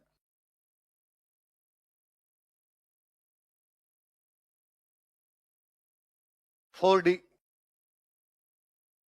चार जगह पे उसने अपने कैंप लगाए थे। कौन कौन सी चार जगह बताओ? दिवेर, देबारी, देसुरी, और जो राजसमंद की तरफ रास्ता निकल रहा था पहाड़ों के अंदर से, वहां पर एक कैंप लगाया। कौन सा है? दिवेर। जो उदयपुर की तरफ रास्ता जा रहा था उस पे कौन सा है? देबारी। जो पाली की तरफ रास्ता जा रहा है उस पे कौन सा है? देसुरी। जो डूंगरपुर की तरफ रास्ता निकल रहा था, ये रास्ते निकल रहे थे। सारे रास्ते घेर लो, कहीं से सप्लाई मिलेगी नहीं, सप्लाई नहीं मिलेगी तो अंदर बैठे बैठे भूखे प्यासे मरने से अच्छा बाहर आएंगे, बाहर आएंगे तो इनकी सेना कम, अपनी सेना ज्यादा तो मरेंगे। और वाकई सुल्तान खान ने घेर के रख दिया। ये अंदर बैठे हुए, ये बस इसी वेट में है कि भाई आप बाहर वाले निकले तो चीजें मंगवाए, वरना चीजें मंगवाए कहां से? अंदर का स्टॉक भी अपने खत्म होता जा रहा है। इन बिटवीन आया दशहरा। क्या आया? दशहरे पे हथियारों की पूजा करते हैं अपने, अभी तक होती है हथियारों पे दशहरे की पूजा। अच्छा, हथियारों पे दशहरे की पूजा करने के बाद में अपने यहाँ राजस्थान में नियम था दशहरे को युद्ध लड़ना। छोटा मोटा भी लड़ो पर युद्ध लड़ो। होता यह था कि तलवारें म्यान से बाहर निकाल के उनकी पूजा करते। तलवार के बारे में एक नियम है कि म्यान में तभी वापस जाएगी जब उस पर खून लगेगा, यदि खून नहीं लगा तो उसको म्यान के अंदर डाला। तो आजकल तो अपने क्या फॉर्मेलिटी करते हैं, आजकल तो अब घरों में दशहरे के दिन तलवार बाहर निकालते हैं, हम खून किसका लगाएं? तो या तो करते हैं नॉर्मली खुद के अंगूठे को यूं थोड़ा सा उस पर लगाया, खुद का अंगूठा काटा, खून लगा दिया, वापस डाल दी। क्या बाद में बकरा लाते हैं, बकरा लाओ कहीं से, उसका झटका करो, बकरा बना लो, तो खून लग लुग आ गया। पहले युद्ध करते हैं राजा महाराजा, तो अपने राजस्थान के ज्यादातर युद्ध दशहरे के दिन हुए। किस दिन हुए? दशहरे के दिन युद्ध करते। टीका दौड़, क्या बोलते? तलवार पे टीका लगा दिया, तिलक लगा दिया, अब आपको युद्ध करके आना पड़ेगा, अब दौड़ लगानी पड़ेगी, वरना तलवार अंदर रखने का कोई भी मतलब है। तो अंदर दशहरा करने के बाद कहा भाई क्या करें, युद्ध कहां करें? अब होता क्या था, अक्सर किसी से लड़ाई चलती रहती, उससे कर लेते, या छोटी मोटी किसी से जबरदस्ती जाके झगड़ा करके आते, पर छोटा मोटा करके आते। तो कहा इस बार कहां किया जाए? तो सबने कहा कि भाई अपने देवल पर हमला कर देते हैं, देसुरी पर हमला कर देते हैं, देबारी पर हमला कर देते हैं। क्योंकि सुल्तान खान खुद बैठा हुआ था दिवेर। खुद कहां बैठा था? तो कहा मुगलों की चार जगह फौज है, चार जगह में तीन जगह थोड़ी कम फौज है और दिवेर में फौज ज्यादा, और दिवेर में सुल्तान खान खुद है, तो वहां चौकन्ने ज्यादा है। तो अपने इन पे हमला करते हैं, देवल पे करते हैं, देसुरी पे, देबारी पे, छोटा मोटा हमला करके आ जाते हैं, तो डरा भी देंगे मुगलों को कि हम हमले कर सकते हैं, और अपना दशहरा भी क्या हो जाएगा? कंप्लीट। मारना प्रताप ने कहा दिवेर पे करेंगे। दिवेर में सुल्तान खान खुद है, दिवेर में उनकी सेना ज्यादा है, इसीलिए उनको दिवेर पे कॉन्फिडेंस ज्यादा है। वो कभी सपने में भी नहीं सोच सकते कि अपने दिवेर जाएंगे। बाकी सब जगह उनको ये लगता होगा कि अपने आएंगे, वो तैयारियां कर रहे होंगे, यहाँ पे कोई तैयारियां नहीं होगी, इसलिए अपने आक्रमण कहां किया जाए? दिवेर पर हमला करते हैं दशहरे के दिन। एक भी मुगल वापस नहीं गया था, सारे मार दिए थे, सिंगल भागने नहीं दिया था, कोई घायल ही नहीं है। दिवेर का रिजल्ट तो वैसे है कि जीते थे सारे के सारे मर गए।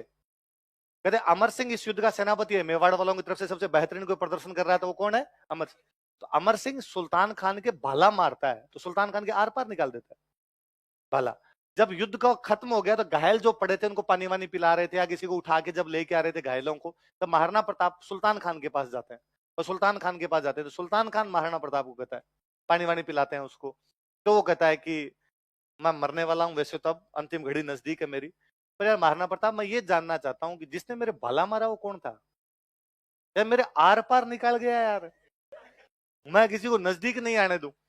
तो मारना पड़ता है, वो लगा कि यार अब अमर सिंह को बुला के लाएंगे कैंप से तो टाइम लग जाएगा, तो पास में कोई सैनिक खड़ा था, उसका ये था, इसने मारा। सुल्तान खान का नहीं, इससे तो नहीं मरूं मैं, इससे तो मैं अब नहीं मरूं, भला खाया हुआ। वो जो कोई लड़का था बहुत यंग लड़का था, और उसकी आंखों में आग थी, आग, और उसने मारा था, तभी मुझे डर लगा था उस लड़के से। तो मारना प्रताप ने कहा मेरे वाला ही था वो तो कि बुलाओ उसको। अमर सिंह वापस बुलाते हैं, अमर सिंह के हाथ से उसको पानी पिलाते हैं, फिर वो बेहोश होने लग जाता है। तो फिर अब दो तरीके थे, या तो इसका भाला बाहर खींच दिया जाए, भाला बाहर खींच दोगे तो हाथों हाथ ही मर जाएगा, या इसको पड़ा रहने दिया जाए तो फिर ये धीरे धीरे खून निकलेगा और खून निकल के मरेगा। लोगों ने कहा भाई बेचारा तड़प तड़प के मरेगा, इससे अच्छा तो भाला निकाल दो, भाला निकलते हाथों हाथ ही मर जाएगा। तो अमर सिंह को कहा खींच भाला। तो इतना अंदर धंसा हुआ था, इतना मोटा था कि उस भाला नहीं खींचा गया अमर सिंह से वापस। फिर अमर सिंह उसके दोनों पैरों पर चढ़ता है, दोनों हाथों से जोर लगा के भाला खींचता है, सुल्तान खान मरता है। तो दिवेर के युद्ध में कौन से सेनापति को मारा गया था? लिखो दिवेर का युद्ध, बैटल ऑफ दिवेर। अगला हेडिंग डालो, राजसमंद में जगह दिवेर।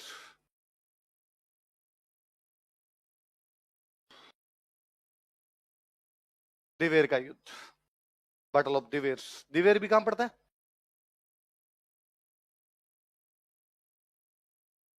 हल्दीघाटी भी राजसमंद में, और दिवेर भी कहां पर है? राजसमंद। देखो प्रताप, इस युद्ध में प्रताप ने मुगल सेना को हराया। Pratap defeated Mughal army in this battle.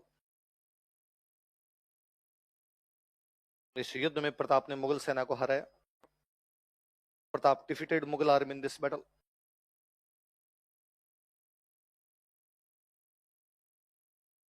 Amar Singh ने मुगल सेनापति सुल्तान खान को मार दिया।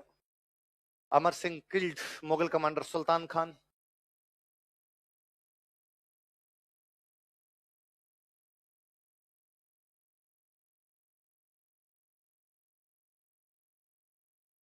अमर सिंह ने मुगल सेनापति सुल्तान खान को मार दिया। Amar Singh killed Mughal commander Sultan Khan. कौन से सेनापति को मार दिया? सुल्तान खान। जमस्टोड कहता है इस युद्ध के बारे में कि मेवाड़ का मैराथन है। क्या कहता है इस युद्ध को? मेवाड़ का, लिख लो। जमस्टोड ने इस युद्ध को मेवाड़ का मैराथन कहा था। James Tod called it, called Dewair is battle of marathon. James Tod ने इस युद्ध को मेवाड़ का मैराथन कहा था। James Tod called this battle is marathon of Mewar. इस युद्ध को मेवाड़ का मैराथन कहा था। तो जमस्टोड उस युद्ध को क्या कहता है? मेवाड़ की थर्मोपोल। इस युद्ध को क्या कहता है? ये जगह है यूनान। यूनान में जगह के नाम है, यूनान में एक जगह का नाम है मैराथन, यूनान में एक जगह का नाम है थर्मोपोली। वो वहां पर लड़ाइयां हुई थी यूनान और ईरान के बीच। किस किस के बीच? यूनान और ईरान। यूनान को तब बोलते थे ग्रीस, ईरान को बोलते पर्सिया। तो पर्सिया और ग्रीस के बीच में दो लड़ाइयां हुई है। एक लड़ाई का नाम है बैटल ऑफ मैराथन, एक लड़ाई का नाम है बैटल ऑफ थर्मोपोल।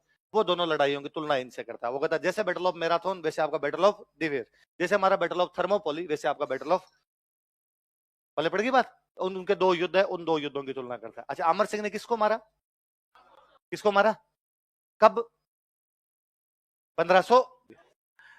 आप छोटी क्लासों में थे तब, आप छोटी क्लासों में आप वापस सुना होगा, अब तक भी लोग सुनते हैं कि हरे घासरी रोटी ही जद बन बिलावड़ो ले भाग्यो, छोटो सो अमरियो चीख पड़ियो राणा रो सुत्यो दुख जाग्यो। कि हल्दी घाटी युद्ध के बाद महाराणा प्रताप की आर्थिक स्थिति बहुत ज्यादा खराब हो गई थी। अमर सिंह एक दिन बैठा बैठा घास की रोटी खा रहा था और वन बिलाव उसके हाथ से घास की रोटी छीन के, हरे घासरी रोटी ही जद बन बिलावड़ो ले भाग्यो, छोटो सो अमरियो चीख पड़ियो राणा रो सुत्यो दुख जाग्यो। कि छोटा सा अमर सिंह चीख पड़ा और महाराणा प्रताप लगा गया, अरे जब मैं मेरे बेटे को रोटी नहीं खिला सकता तो कैसे लड़ूंगा अकबर से। ऐसी कहानी सुनते कि अमर सिंह के हाथ से घास की रोटी छीन के भाग गया था। मेरे समझ नहीं आया कि हल्दी घाटी युद्ध 1576 में है। कब है? और वो 1582 में सुल्तान खान की भला आर पार कर देता है। और तुम कहते हो छोटा सा बच्चा था। 1500 हल्दी दिवेर के युद्ध से 2 साल पहले 1580 में शेरपुर से जब महिलाएं उठा के लाता है, वो जानता है किसको लेके जाना और किसको लेके नहीं जाना। ठीक कहानियों के माध्यम से इतिहास पढ़ाया गया जिनमें तथ्यों का दूर दूर तक लेना देना नहीं। मैंने आपको बीच में एक लाइन बोली थी कि 1559 में उदय सिंह के पोता होता है। क्या होता है? उदय सिंह के पोता। और उदय सिंह के पोता हुआ तो एकलिंग जी की धोख लगाने गए, उस समय उन्होंने नया शहर बसाया उदयपुर। क्या बसाया? तो 1559 में अमर सिंह हुआ था। इसका मतलब उदय सिंह, अमर सिंह का जन्म कब का है? 1500। इसका मतलब हल्दीघाटी युद्ध में कितने साल का है? 17। कितने साल का है? और आपका जो 17 साल के हाथ के लड़के से वन बिलाव रोटी छीन के भाग जाता। ये वो टाइम था जब कहा जाता था कि 8 बरस रो कुकर जिए, 13 बरस रो जिए सियार, बरस 18 छतरी जीवा, आगे जीवन को दिक्कत। कुत्ते की जिंदगी 8 साल की होती है, सियार 13 साल तक जीता है, क्षत्रिय 18 का होने से पहले पहले मर जाता है। कितनी लड़ाइयां होती, किसी ना किसी लड़ाई में काम ही आ जाता। आगे जीता तो धिक्कार है, इसका मतलब लड़ाई में काम ही नहीं आया था या लड़ाई में भाग ही नहीं लिया था। और आपको जो 17 साल का अंगूठा चूस रहा है। पर अपने है जी हिस्ट्री ऐसी ही है, अपने पढ़ा दी गई। तो आइंदा से कोई आपको कहे, वो कन्हैयालाल सेठिया की कविता है पाथल और पिथल। कन्हैयालाल सेठिया का मैं घोर प्रशंसक, मुझे बहुत अच्छे लगते हैं सेठिया जी। उन्होंने जितनी कविताएं रची मुझे बहुत अच्छी लगती है, मुझे उनकी कविताएं याद है। धरती दोहरारी जब मैं गाता हूँ तो मुझे लगता है राजस्थान का राज्य गीत होगा, जबकि है नहीं। पाथल और पीथल मैं बहुत अच्छे से गाता हूँ। प्रकाश माली की आवाज में जब उसको सुनते हैं और अच्छा लगता है कि यार घर घर तक पहुंचा दिया उस गीत के माध्यम से, और उसमें इतिहास नहीं है, वो कविताएं हैं। जहां ना पहुंचे रवि वहां पहुंचे कवि। अपनी एग्जिजरेट करता है चीजों को, कवि अपनी कल्पनाएं रचता है, कवि की कल्पनाओं में इस प्रकार की बात है, उन बातों में कोई भी सच्चाई। अच्छा, दिवेर वाले में सुल्तान खान मर गया तो अकबर के समझ में आ गई कि पार तो पड़नी, तो अकबर ने उधर भेजने ही बंद कर दिए। पर जगन्नाथ कछवाहा ने अकबर को कहा यार मैं एक ट्राई करके देख लूं, तो जगन्नाथ कछवाहा कहा ठीक है तू कर ले। तो 1585 में जगन्नाथ कछवाहा मुगलों के सेनापति के रूप में मेवाड़ पर वापस अटैक कर देता। लिखो 1585 ईस्वी में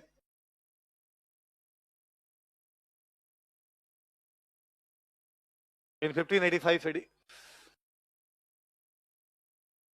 जगन्नाथ मुगल सेनापति जगन्नाथ कछवाहा ने मेवाड़ पर आक्रमण किया। Mughal commander Jagannath Kachhwaha attacked on Mewar. Mughal सेनापति जगन्नाथ कछवाहा ने मेवाड़ पर आक्रमण किया। Mughal commander Jagannath Kachhwaha attacked on Mewar.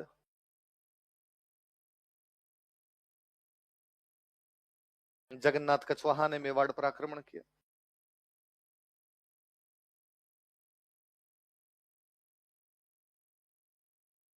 पार उसकी भी नहीं पड़ी, पर ये अकबर की तरफ से मेवाड़ पर अंतिम अटैक।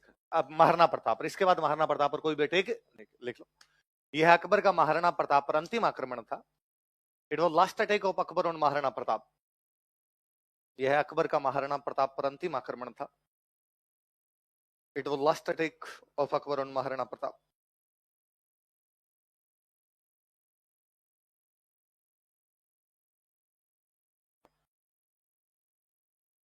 महाराणा प्रताप को गुस्सा आता है, उनको लगता है कि यार ये आमेर वाले बार बार कछवाहा क्यों आ जाते हैं। वो आमेर पर आक्रमण करते हैं और आमेर की एक जगह छीन लेते हैं, मालपुरा। क्या छीन लेते हैं?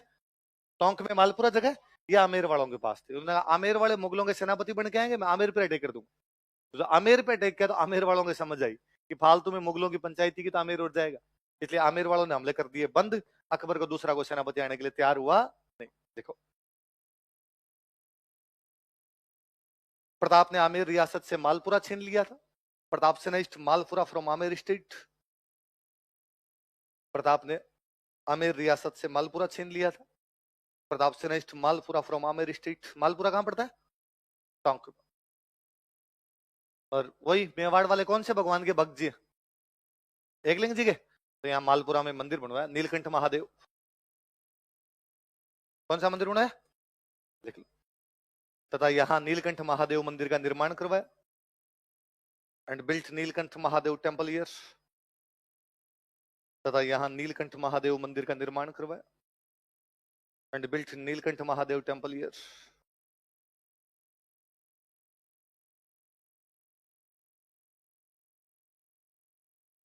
यहाँ नीलकंठ महादेव मंदिर का कहां पे? अब जब हमले होने बंद हुए तो प्रताप ने कहा अपने भी अब राजधानी पहाड़ों में नहीं, बाहर निकलते हैं थोड़े, और बाहर एक नई राजधानी बनाई गई, चावंड। कौन सी? उदयपुर के अंदर ही जगह। देखो, प्रताप ने चावंड को अपनी राजधानी बनाया। Pratap made Chavand as his capital. Pratap ने चावंड को अपनी राजधानी बनाया। Pratap made Chavand as his capital. राजधानियां बनती है वहां मंदिर बनते हैं ना, तो यहाँ पे चामुंडा माता का मंदिर बना है। कौन सी माता जी का? यहाँ चामुंडा माता मंदिर का निर्माण करवाया। चामुंडा माता टेम्पल वॉज बिल्ट हियर। यहाँ चामुंडा माता मंदिर का निर्माण करवाया। चामुंडा माता टेम्पल वॉज बिल्ट हियर।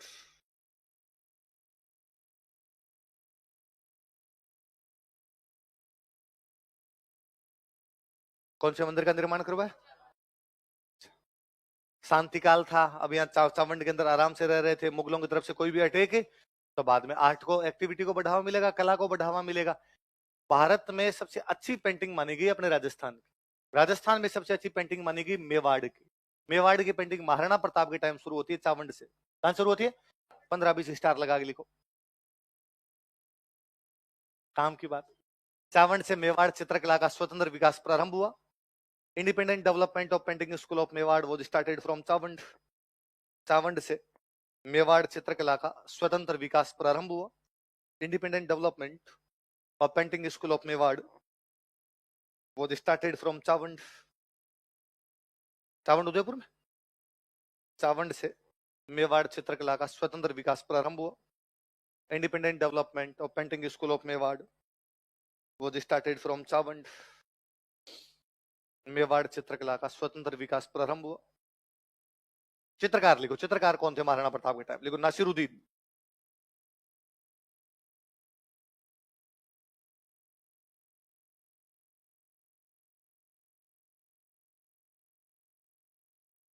क्या नाम है चित्रकार का? नासिरुद्दीन।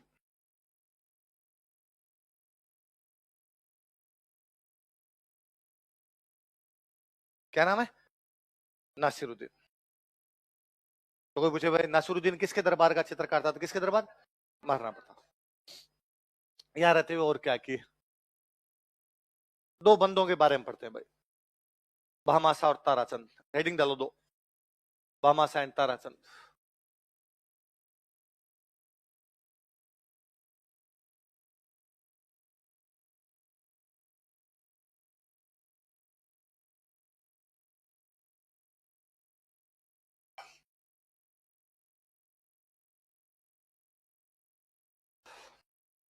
ये दोनों भाई थे, जैन थे।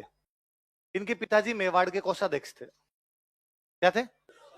कोषाध्यक्ष, अक्सपटलिक टाइप का, है ना, आय व्यय का पूरा ध्यान रखने वाले इनके पिताजी थे। हल्दीघाटी युद्ध के बाद में जब प्रताप को लगा कि भाई मुगलों से लड़ाई तो लंबी करनी पड़ेगी, अपने संधि करेंगे नहीं, मुगल रुकेंगे नहीं, बार बार आएंगे, तो रुपए कहां से लाएंगे? तो प्रताप यूं इंतजाम कर रहे थे भाई कहां कहां से रुपए लाने। तो प्रताप ईडर की तरफ जा रहे थे। कहां जा रहे थे? गुजरात की तरफ चलते हैं, उधर मुगलों का धनी लूट के लाते, मुगलों का टैक्स लेके आते हैं। तो उधर ईडर की तरफ जाते हुए रास्ते में गांव पड़ता है चूलिया। कौन सा गांव था? उधर गुजरात साइड में चूलिया नाम का गांव था। वहां पर ये दोनों भाई महाराणा प्रताप को मिलते हैं। क्या क्या नाम है? भामाशा और ये दोनों भाई मिलते हैं और महाराणा प्रताप कहते हैं कि आप कहीं जाने की आवश्यकता नहीं, महाराणा प्रताप आप संघर्ष करो, हम आपके। और इन्होंने कहा ये तो मेवाड़ का धन पड़ा, ये तो पहले से हमारे पास पड़ा था, हमारा खुद वाला भी आप तो ले लो और आप तो लड़ाई करो, कोई चिंता करने की आवश्यकता। महाराणा प्रताप बड़े राजी हुए, उन्होंने भामाशा कहा गया भामाशा तुम मेरे प्रधानमंत्री हो। क्या हो? तो भामाशा क्या बनाया गया? हम कहते हैं भामाशा ने एक तरीके से मेवाड़ को बचाया, तो हम कहते हैं भामाशा मेवाड़ के उद्धारक है। जैसे हमीर ने कभी बचाया तो हमीर मेवाड़ का उद्धारक, अब कौन बचा रहे हैं? भामाशा। अब कौन हो गए? भामाशा क्या हो गए? मेवाड़ के। कितने रुपए ला के दिए थे? ये 25,000 की फौज, सॉरी 12,000 की फौज 25 साल तक रखी जा सकती है।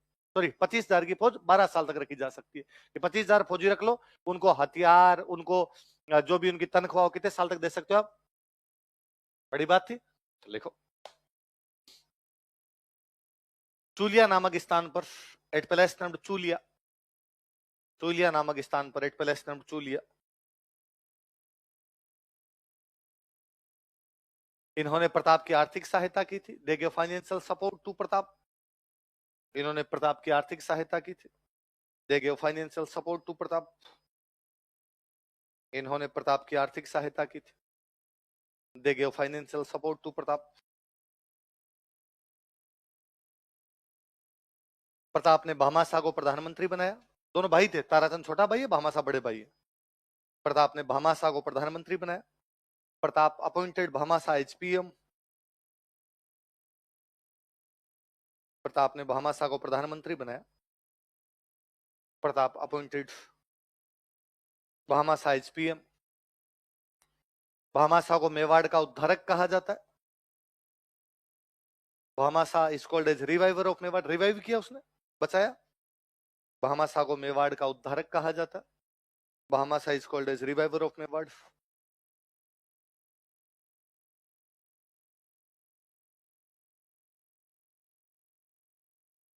भामाशा क्या कहा जाता है? मेवाड़ का उद्धारक। किसको? दो भाई है, कौन कौन है? भामाशा और, हिस्ट्री में लाइनियां है, भामाशा इतने फेमस हो गए कि हमने ताराचंद को जानते थे, लेकिन दोनों भाइयों ने रुपए ला के दिए थे। किस किसने? भामाशा। सरकार योजना चलाती है भामाशा योजना। आज भी दान देने वाले लोग होते हैं, उनको अपने क्या कहते हैं? कौन है? अब तो अपने इमेजिन भी नहीं कर सकते कि सरकार योजना चला दे, ताराचंद योजना। मतलब सरकार योजना चला, अपने कौन सी यार ताराचंद योजना क्या होती है? जबकि ताराचंद भी नाम और भामाशा भी क्या है? नाम मत सुनाओ। देखो दरबारी विद्वान, कोर्ट स्कॉलर्स कौन कौन थे महाराणा प्रताप? दरबारी विद्वान,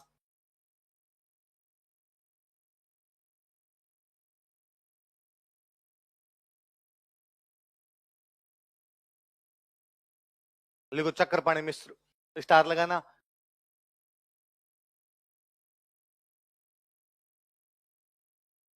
2018 वाले मेंस में क्वेश्चन था चक्रपाणी मिश्र के बारे में आप क्या जानते हैं? पुस्तकें लिखी भाई।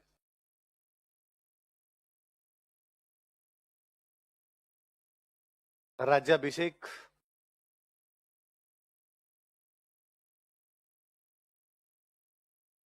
मुहूर्त माला,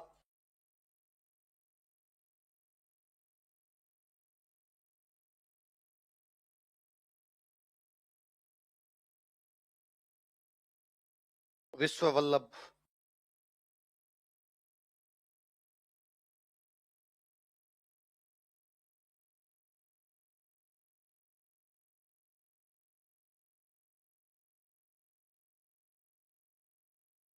क्या क्या नाम बताओ देखे? राज्याभिषेक, मुहूर्त माला और विश्व वल्लभ। दोबारा बताओ नाम। राज तिलक में किन किन बातों का ध्यान रखना चाहिए, वो किताब कौन सी होगी? ज्योतिष एस्ट्रोलॉजी पे जो बुक लिखी है वो कौन सी है? मुहूर्त, मुहूर्त होते हैं ना, अपने कहते हैं इस चीज का मुहूर्त है, इस चीज का मुहूर्त है। लास्ट वाली किताब कौन सी? ये बड़ी शानदार किताब है। कहते हैं महाराणा प्रताप को बगीचे लगाने का बड़ा शौक था, तो उन्होंने चक्रपाणी मिश्र से किताब लिखवाई जिसमें लिखवाया गया कि बगीचे कैसे लगाए जाते हैं, कौन सा पौधा कब लगाया जाए, उसमें कब खाद दी जाए, कब पानी दी जाए, कितने दिनों में लगेगा, कब फूल आएंगे। इस प्रकार की जानकारी रखने वाला राजा कौन है? महाराणा प्रताप। इस प्रकार की किताब लिखने वाला बंदा कौन है? चक्रपाणी मिश्र। कौन सी किताब है? लिख लो, उद्यान विज्ञान की जानकारी, इंफॉर्मेशन अबाउट हॉर्टिकल्चर, उद्यान विज्ञान की जानकारी, इंफॉर्मेशन अबाउट हॉर्टिकल्चर। हॉर्टिकल्चर होता है सब्जेक्ट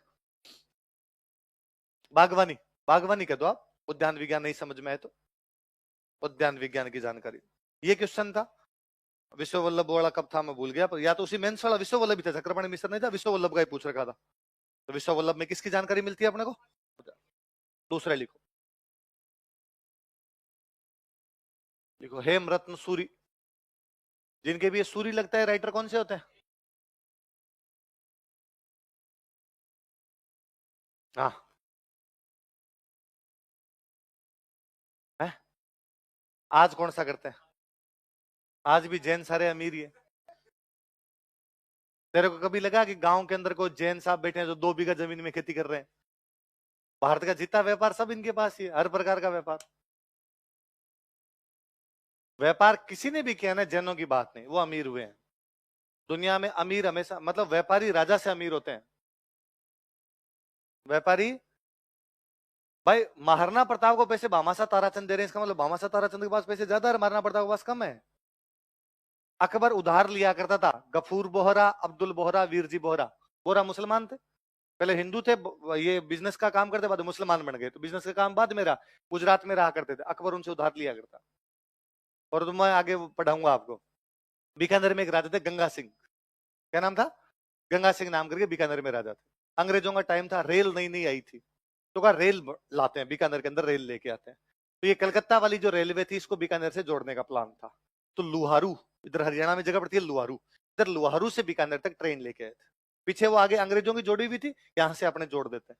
तो लुहारू वाली ट्रेन खूब फेमस हुई थी। इधर शेखावाटी साइड में गीत चला था, डट जाइए रेल लुहारू की, मारो जद परिणय घरासी। तो लुहारू वाली वो ट्रेन खूब फेमस हुई उस टाइम, तो लुहारू वाली से वो ट्रेन लाई। बीकानेर में सॉरी चूरू के अंदर एक कस्बा पड़ता है, उसका नाम है रतनगढ़। क्या नाम है? रतनगढ़ में बाणिये, रतनगढ़ के बाणिये बिजनेस करते हैं कलकत्ता। अब रतनगढ़ वाले बाणिये रहते हैं कलकत्ता पर, रतनगढ़ आते जाते हैं, होली दिवाली आएंगे, ब्याह शादी आएंगे। राजा जब रेलवे ट्रैक ला रहे थे तो राजा के पास में पैसे कम ही थे। राजाओं के राज में किस बात के पैसे आते? टैक्स के। टैक्स किस पे लगेगा? खेती पे। खेती राजस्थान में आज ही नहीं होती, तो पहले किसकी खेती थी, कहाँ के टैक्स थे? तो थोड़े बहुत ही रुपए हुआ करते थे कोई। तो राजा ने यूं सोचा कि यार ट्रेन सीधी सीधी यूं लेके जाएंगे बीकानेर, रतनगढ़ पड़ता है यहाँ साइड के अंदर। तो उन बाणियों ने राजा को आके कहा कि रेल की पटरी यहां से घुमा, वापस ऐसे ला, हमें रतनगढ़ के अंदर जाना है, वरना हम कलकत्ता से सामान लेके आएंगे तो हम क्या यहां उतर के आएंगे? तो राजा ने कहा ट्रेन की पटरी के रुपए नहीं है, जितने रुपए थे रानियों के गहरे गहने जेवर गिरवी रख रख के इतने ही बने मेरे पास तो, और ये सीधी निकलेगी। तो उन बाणियों ने राजा को कहा कि जितनी दूर तक अंदर ट्रेन जाके वापस आएगी उतने में नोट बिछा देंगे। तो ट्रेन ला, तो राजा ने उनसे रुपए लिए और वो ट्रेन के अंदर गया। तो मैं बचपन के अंदर जब भी उस ट्रेन के अंदर बैठ के कभी आता तो मुझे बड़ा अजीब लगता कि ट्रेन सीधी चल रही है फिर अंदर घूमती यूं जाके वापस मुड़ती, बोला क्यों घूम रही है, सीधी सीधी क्यों नहीं जा रही। फिर पता चला बाणियों ने पैसे बिछाए थे, तब घूमी भाई साहब। अपने बड़कों के पास पैसे थे नहीं, वरना तो अपने गांव में घुमाते। तो वैसे बाणियों के पास ही होता है। गंगा सिंह तो और किससे गए, गंगा सिंह के बेटे हुए शार्दुल सिंह, तो कहते उनकी शादी करके लाए थे कोटा। तो कोटा वालों ने दहेज के अंदर कार दी, तब नई नई कार आई थी। लेकिन राजा खुद उस कार को लेके जो अपने बेटे को दहेज में मिली थी कहीं चले गए। तो अंदर से जो राजकुमार की वाइफ थी उसने अंदर से समाचार भिजवाया कि ससुर जी को कहो कि ये कार मेरे को दहेज में मिली है, खुद की चलानी है, खुद की लेके आए, मेरे वाले क्यों चलाते हैं। राजा को बड़ा बुरा लगा कि यार ऐसे कैसे कर दिया। अब राजा वापस तो क्या जवाब दे इसका। एक कस्बा और पड़ता है सरदार शहर, वहां के एक बणिये थे, दुगड़ दुगड़ नाम था शायद उनका, दो दुगड़ जाति के थे। उनको बुलाया, संभवतः वही मेरे जहां तक याद आता, उनको बुलाया और उनको बुला के कहा, बैठे, सेठ को बुलाया। सेठ को अजीब लगा गया राजा ने क्यों इनवाइट किया मुझे, बिठाया, चाय पानी पिलाई। पूछा सेठ ने राजा जी क्यों बुलाया, कि नहीं नहीं यूं ही कई दिन हो गए तो याद आ रही थी तो बुला लिया। और बताओ क्या चल रहा है। तो राजा ने उसके सामने बात की कि सुना आजकल कारें आई है। तो उसने कहा हाँ साहब कारें आई है जोरदार, आपने तो अभी राजकुमार को दहेज के अंदर मिली, आप तो चलाते होंगे, मजे आते होंगे। तो राजा ने कहा अरे कहाँ चलाए हैं। अंदर रानी चलाने नहीं दे रही यार। तो क्या किया जाए, तो कार नहीं लेनी है तो रुपए दे। सेठ ने रुपए दिए तब कार लाए। राजाओं के पास अपने कोई माल मत्ते थे नहीं ज्यादा। अब वो सीधी सी बात है, कहां से आता है, टैक्स से। टैक्स किस बात पे लगता है, कहां से आएगा टैक्स, कि साहब खेती से। खेती तो आज ही किसान भूखा ही मर रहा है। यदि खेती से कुछ होता हो तो अभी भी किसानों पे टैक्स लगा दो। आज एग्रीकल्चर पे टैक्स फ्री है। क्यों फ्री है, क्योंकि अपने को पता होता ही नहीं, लेंगे क्या। जब आज ये हालत है, जो आज के 100 साल पहले की हालत तो और खराब रही होगी यार। 200 साल पहले की पश्चिमी राजस्थान में तो हालतें और खराब रही है।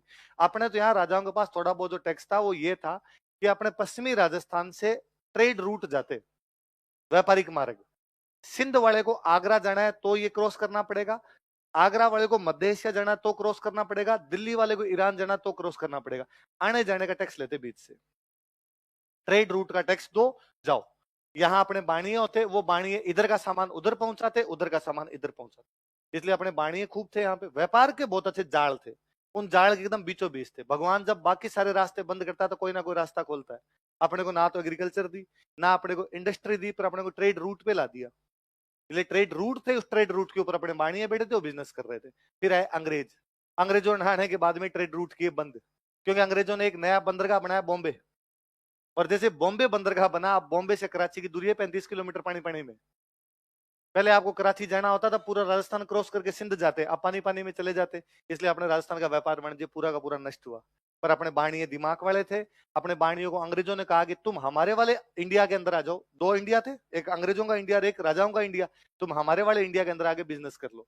इसलिए अपने बाणिये चले गए कलकत्ता, अपने बाणिये गए बॉम्बे, अपने बाणिये गए इंदौर, सूरत, नागपुर, हुगली, जितनी जगह हो सकती है वहां गए। इसलिए आज भी भारत में सारे व्यापारी राजस्थान के हैं। इसलिए कभी कहावत बन गई कि जहां ना पहुंचे बैलगाड़ी वहां पहुंच गए मारवाड़ी। मैं अभी दिसंबर की बात, क्या दिसंबर नहीं, इससे कौन से महीने निकले, अभी कौन चल रहा है, मार्च, दिसंबर की बात है। मैं दिसंबर में एक कार्यक्रम के अंदर था, बनारस मारवाड़ी व्यापारियों का एक कार्यक्रम था। को राजस्थानी भाषा वाले के लिए उनको मेरे को इनवाइट कर रखा था कि यार आप आके इसमें बोल सकते हो। तो मैं वहां बनारस गया हुआ था।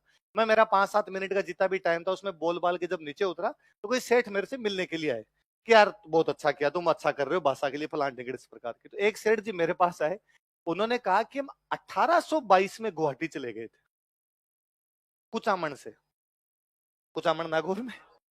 1822 मतलब आज से 200 साल पहले हम वहां गुवाहाटी जाके शिफ्ट हो गए। आते जाते रहते, होली दिवाली कुचामन आते हैं, बाकी हमारा ज्यादा कोई लेना देना नहीं।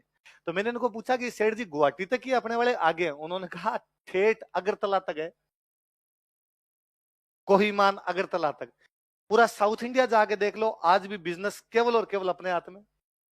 पूरा बॉम्बे देख लो, पूरा पूरा बिजनेस अपने हाथ में। मैं कहता हूं इन सालों में इन दो गुजरातियों के पास पैसे हो गए, अंबानी अडानी। इससे पहले वालों में, पैसे वालों में 2 आदमी और निकाल दो आप, तो टाटा और एक अजीज प्रेम जी। इसके अलावा भारत में पैसे वाले नोटिस करो आप, बिरला, बजाज, मोदी, पिरामल, दालमिया, झुंझुनवाड़ा, गोयनका, केडिया, ये सारे के सारे शेखावटी और नागौर के छोटे छोटे गांव के। मुकेश अंबानी ने अपनी बेटी की शादी की, ईशा अंबानी के जिस परिवार में पिरामल है, झुंझुनू के अंदर एक छोटा सा गांव उड़ा है बगड़, अभी भी आप जाएंगे तो बगड़ एक छोटा सा गांव है, वहां पर शादी। मित्तल चूरू के एक छोटे से गांव का है, पूरी दुनिया का स्टील बेच खा गया। अपने बिजनेस सेंस अपने लोगों में शानदार शानदार तरीके से था। बीच में महाराष्ट्र के राज्यपाल, अब तो इस्तीफा दे दिया ना, भगत सिंह कोश्यारी। भगत सिंह कोश्यारी का स्टेटमेंट था कि महाराष्ट्र वालों, जिस दिन तुम्हारे यहां से राजस्थान वाले चले गए तुम बर्बाद हो जाओगे। जिस दिन बॉम्बे से राजस्थान वालों ने अपना व्यापार समेट लिया तुम क्या हो जाओगे। तो महाराष्ट्र वालों ने विरोध किया कि गलत तरीका है, महाराष्ट्र का अपमान है, हमारे बारे में ऐसे कैसे कह सकते हो, माफी मांगो। भगत सिंह कोश्यारी ने दूसरे दिन बयान दिया कि माफी आप कहोगे तो एक बार नहीं 4 बार मांग लूंगा, पर सच्चाई यही है। और महाराष्ट्र में एक पार्टी है शिवसेना। आप पता है शिवसेना क्यों बनी? शिवसेना इसलिए बनी कि साउथ इंडिया वालों को पीट पीट के भगाया जाए। कि साउथ इंडिया वाले पढ़े लिखे थे, अंग्रेजों के टाइम में बॉम्बे में आगे बिजनेस करने लगे, नौकरियां लगे, बिजनेस भी क्या थी, नौकरियां लग गई थी, फैक्ट्रियों में काम किया करते थे साउथ इंडिया वाले सारे के सारे। शिवसेना वाले बाकायदा अपने अखबार के अंदर लिखते कि फलानी फलानी फैक्ट्री के अंदर इतने साउथ इंडियन है, उनको कूट पीट के निकाला जाए। इसलिए नारा था कि बजाओ पुंगी भगाओ लुंगी। साउथ इंडिया वाले लुंगियां बांध बांध के रखते हैं। अब पूरे साउथ इंडियन भाग गए, अब क्या करें, तो बाद में नॉर्थ इंडियन को भगाना शुरू किया। यूपी बिहारी, ये बेचारे वहां सब्जी की रेडियां लगाते हैं, आइसक्रीम बेचते हैं कोई, उनको पीट पीट के भगाना। किस बात पे? कि तू मराठी नहीं बोलता। किस बात पे? कि तूने हिंदी में नाम लिख रखा है। ऐसी बातों पे इनको पीट पीट के निकालना शुरू किया। आप सिंगल टाइम नहीं सुनेंगे कि आपके महाराष्ट्र के अंदर मारवाड़ियों पर किसी भी प्रकार का हमला कर दिया गया, या राजस्थान वालों पर किसी प्रकार का हमला किया, क्योंकि हमारे पास पैसे हैं। है? नहीं करते, क्योंकि उनको महाराष्ट्र में उनको भाई पसंद नहीं करते, उनको लगता है कि यार हमारे सारे पैसे भी ये खाए बैठे हैं, पर इलाज नहीं। रिपिया तेरी तीखी धार कट गए मुंशी थानेदार। बंगाल, पूरा का पूरा बंगाल, कलकत्ता में मारवाड़ी मार्केट है, अलग से मारवाड़ी। आप दिल्ली जाइए मारवाड़ी पुस्तकालय। तो अपने वाली जनता इस मामले में तो इतनी आगे गई। पर इन बाणियों को देख के तो मैं हमेशा सोचता हूं कि वो मारवाड़ी की जो एक कहावत है, फरी वो चरी बादो भूखो मरी, जो फिरेगा वो चरेगा, जो बंधा रहेगा भूखा मर जाएगा। बाणियों ने ये नहीं सोचा कि कुचामन की उस दुकान को बंद कर देंगे तो ये घर और दुकान पे कोई कब्जा कर लेगा। उसने कोई नहीं, घर दुकान पे कब्जा करेगा तो करेगा। अपने यहां से चलेंगे इंदौर, अपने यहां से चलेंगे कलकत्ता, अपने यहां चलेंगे सूरत। और उसने अपने व्यापार को 100 गुना, 500 गुना, 700 गुना, 1000 गुना बना दिया, जहां तक अपने जाने की सोच भी। अपने पास गांव में दुकान तो ही नहीं, अपने पास ले दे के खेत, उसमें भी कुछ भी होता नहीं है। अपनी मजदूरी जोड़ दी जाए तो अपने उसमें घाटे में रहते हैं हर साल, पर अपने से गांव नहीं छूटे। और अपने एक बंदे का कभी ऐसे दिमाग में नहीं आता कि अपने बिजनेस कर ले। अपने घर वालों के डायलॉग है, आपको भी जब पैसे देके यहां भेजा होगा तो घर वालों ने कहा होगा, या तो पढ़ लेना नहीं खेत तो पढ़ाइए। अपने गांव से जीते आए, अपने यही डायलॉग है कि देख भाई रे, पढ़ाई कर लेना, तू नौकरी लगे तो तेरी जिंदगी अच्छी हो जाएगी, वरना अपने खेत पड़ा है, हमने पीढ़ियां निकाल दी खेतों में, तुम आगे खेती कर लेना, इनमें कुछ होता तो नहीं। आज दिन तक कभी घर वालों ने ये कहा कि या तो नौकरी लग जाना वरना दुकान खुलवा देंगे। हमारे भारत की भयंकर समस्या, हम एग्रीकल्चर से सर्विस सेक्टर में चले गए। हमने ट्रेड और इंडस्ट्री वाला बीच वाला जो सेक्टर है उसको छोड़ दिया, जबकि रोजगार केवल और केवल कहीं हो सकते हैं, तो कहां सकते हैं? ट्रेड और। एक कोई फैक्ट्री लगेगी 1000 लोगों को रोजगार मिलेंगे। इसलिए बापड़े अंबानी, अडानी, टाटार, बिरलार, ये महापुरुष है, महापुरुष। इनको लोक देवता घोषित करना चाहिए। ये बिजनेस करते हैं, सैकड़ों सैकड़ों लोगों को रोजगार देते हैं, वरना सरकारी नौकरियों में सबको सरकारी नौकरियों के पीछे आ जाएंगे तो किसकी पार पड़ेगी? और ये सरकारी नौकरियों की वजह से अपने इतना असमानता उत्पन्न होगी जिसकी हद नहीं। ये सारे दहेज वाली सारी चीजें इसी का तो है। जिस दिन सरकारी नौकरियों का आकर्षण ही समाप्त हो जाएगा, लोग बिजनेस की तरफ भी जाने लग जाएंगे, उस दिन ये सब चीजें समाप्त हो जाएगी। अब 100 बीमार एक अनार, एक ले दे के सरकारी नौकरी लगता है, अपने को लगता है सरकारी नौकरी से अच्छा कुछ हो ही नहीं सकता। जबकि हकीकत यह है कि सरकारी नौकरी यदि कोई बंदा पूर्ण ईमानदारी से करता है तो अपना घर रिटायरमेंट के बाद बनवाएगा। घर नहीं बना सकता यदि आपने ईमानदार, यदि आपने सरकारी नौकरी में रहते हुए घर बनवाया है, इसका मतलब ईमानदार तो कतई नहीं है। या तो बैंक से लोन है, वो लोन लेके बनवा लो। और यदि बैंक से लोन भी नहीं फिर भी आप घर बना गए, इसका मतलब आप भ्रष्टाचारी हो, धाप के भ्रष्टाचारी हो। और आपने पता नहीं कहां कहां से कैसा कैसा पैसा कमाया, तब जाके आपका घर बन पाया। सरकारी नौकरी में तो पैसे कैसे मिले? नौकरी तो नौकरी होती है, उतने ही पैसे दे सकती है। एग्रीकल्चर में अपने कुछ होता नहीं, तो अपने नौकरियों की तरफ आ गए, जबकि अपने को जाना किसकी तरफ चाहिए था? ट्रेड की तरफ, इंडस्ट्री की तरफ। पर मारवाड़ियों में केवल बाणिए गए, अपने बाकियों से गांव ही नहीं छूटा। और वो तो मैं हमेशा मैं देखता हूँ, मेरे दादाजी को मैं कई बार कह देता हूँ कि अब गांव वाली खेती छोड़ो ना, होता ही नहीं इसमें कुछ। 4 साल में एक बार राम जी राज्य होते तब बाजरी होती है अपने, या कभी कभार इसमें चने हो जाते हैं, और होता क्या है, छोड़ दाड़ दो ये पूरी। ना ना, गांव गांव है। क्या है गांव में? गांव में गाय है। अरे शहर में लेंगे अपने गा, अपने जयपुर चलेंगे और कोई अच्छा काम करेंगे ना। थारी बो सारी बादो भूखों मरी, तो अपने भूखे मरने की स्थिति है। तो ठीक है, ले दे के जुगाड़ हो जाते हैं, इसलिए बाणियों के खूब बिजनेस है भारत में, कोई दुकान देख ले। और इसका तो और सबसे अच्छा एग्जांपल बाणियों वाला तो आप देखो, सिंधी। मैं बड़ा प्राउड फील करता हूं कि यार 47 में जब विभाजन किया गया, तो बंगाल को कहा गया 2 टुकड़े करेंगे। इसलिए बंगाल को पता था कि हिंदू आओ हिंदुस्तान में, मुसलमान जाओ पाकिस्तान में। पंजाब को कहा गया 2 टुकड़े करेंगे, तो हिंदू आओ भारत में, सिख आओ भारत में, मुसलमान जाओ पाकिस्तान। पर एक स्टेट को तो कुछ कहा ही नहीं, सिंध। और हमने उसको पाकिस्तान को सौंप दिया। हमने एक हमारे सीधे साधे स्टेट को पाकिस्तान भेड़ियों के आगे फेंका कि तुम जैसा करना चाहते हो वैसे कर लो। और कराची कभी इकोनॉमिक कैपिटल थी उस साइड की, कराची सिंधियों का व्यापार था और व्यापार के लिए बैठे थे, और अचानक उन सिंधियों को कहा गया कि तुम जाओ। हालात ये थे कि अपना पूरा धन, अपनी धन दौलत, अपने जवाहरात, अपने घर, अपने परिवार, सब कुछ छोड़ के वो भागे। और भागे तो हालात ये कि 7 आदमी घर से भागे थे, 4 महिलाएं और 3 पुरुष थे मान लो। यहाँ आए तो 2 पुरुष और 1 महिला पहुंची। या तो किसी महिला को बीच में पाकिस्तान वाले उठा के ले गए, या बेचारी ने कुएं में पड़ के अपनी जान दी कि मेरी इज्जत प्यारी है, कोई तीसरा मेरे हाथ लगे उससे अच्छा मैं मर जाऊं, या घर वाले काट के फेंके। पर यहाँ पर इस हालत के अंदर पहुंचे, कुछ ही नहीं, केवल पैरों में चप्पलें थी, हाथ में झोले भी नहीं थे। पर कितना अच्छा लगता है मुझे आज भारत में सिंगल सिंधी गरीब नहीं मिलता। सिंगल सिंधी, आप कभी आपने सुना कि कोई लालवाणी जी खेती करते हैं, या आडवाणी जी ने 2 बीघा जमीन बाव रखी है? यहां आके आलू बेचे होंगे, यहां आके चप्पलें बेची होगी, यहां आके रेडी लगा लगा के गली गली में घूम घूम के सामान ले लो सामान ले लो टाइप के लगाए होंगे। पर उसमें बिजनेस सेंस था, उनमें बिजनेस करने का तरीका आता था। सारे के सारे पैसे वाले, एक भी सिंधी नहीं मिलेगा जो पैसे वाला नहीं मिले आप। तो चीजों में जिनमें बिजनेस सेंस जिन लोगों के अंदर आ जाता है ना, उनकी होड़ नहीं है। अपने वो मिडिल क्लास के लोग हैं जिनके अंदर बिजनेस सेंस है, अपने को ले दे के एक चीज दिखती है, वो कौन सी है? लिखो हेमरतन सूरी। ये तो लिखवाऊंगा तो मैं तुम्हें, ऐसे क्यों लगा?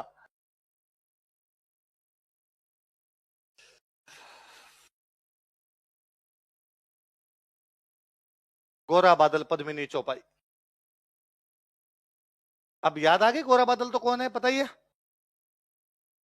रतन सिंह के सेनापति, पद्मिनी उनकी रानी थी। मतलब अब मैं ये कह दूंगी, पहले साका जो हुआ था उसके लोग है, यही बात है ना। तो महाराणा प्रताप ने कहा कि भाई हुए अपने पहले साके के अंदर गोरा बादल लड़ते हुए मारे गए, पद्मिनी ने क्या किया था, जोहर, तो इन पे बुक लिखी जाए। तो मुझे बड़ा अजीब लगता था कि जब पद्मावत मूवी आई थी, तब कहा गया कि भाई मूवी में आपने से उल्टा पुल्टा क्यों दिखा दिया। तो किसी ने कहा कि यार ये हमने तो मूवी इतिहास पे तो बनाई नहीं, और हमने तो ये मूवी मलिक मोहम्मद जायसी के उपन्यास पे बनाई है, और मलिक मोहम्मद जायसी ने उपन्यास लिखा, उस पर कुछ ही बनाया जा सकता है, और हिस्ट्री में पद्मिनी की कोई उल्लेख ही नहीं है। अरे मंग, तो तुमने नहीं पढ़ी तो उल्लेख नहीं है कैसे हो सकता है? तुम यदि अमेरिका नहीं गए इसका मतलब अमेरिका नहीं है? किताब है ना, गोरा बादल पद्मिनी चौपाई साफ साफ कह रही है ना। मतलब अलाउद्दीन खिलजी नाम का एक आदमी था, रतन सिंह नाम का एक आदमी था, उसके सेनापति गोरा बादल थे, वो लड़े थे, बस पद्मिनी नहीं थी। पर अपने खूब सारे लोगों ने, मैं उस टाइम भी कोई किसी को कहता, कोई कहता अरे सर पद्मिनी थी नहीं, एविडेंस ही नहीं है सर। तेरे पास नहीं है क्योंकि तू पढ़ा नहीं है, तू भोंगड़ा है। बाकी महाराणा प्रताप उस 1303 की लड़ाई है, वो 1576 में बैठ के भी किताब लिखवा रहे हैं, है ना, 1580 में बैठ के किताब लिखवा रहे। इसका मतलब उनको पता है ना हमारे पूर्वज लड़े थे। और कहते हेमरतन सूरी ने जब ये किताब लिखी थी, तो हेमरतन सूरी कहा गया भाई बुक लिखो, तो उनका मैं लिख दूंगा पर पैसे कौन देगा? तो भामाशाह का भाई है ताराचंद, ताराचंद जैन है, हेमरतन सूरी जैन है, ताराचंद खड़े हुए, ताराचंद ने कहा इस किताब में जितने पैसे लगेंगे वो मेरे, और इस किताब को लिखते टाइम हेमरतन सूरी के परिवार को जितने पैसे चाहिए वो मेरे। सेठ कितना दानवीर रहा होगा कि अपने इतिहास के पूर्व नायकों के ऊपर किताब लिखवा के चला गया। कौन सी किताब है? कल पढ़ेंगे बाकी।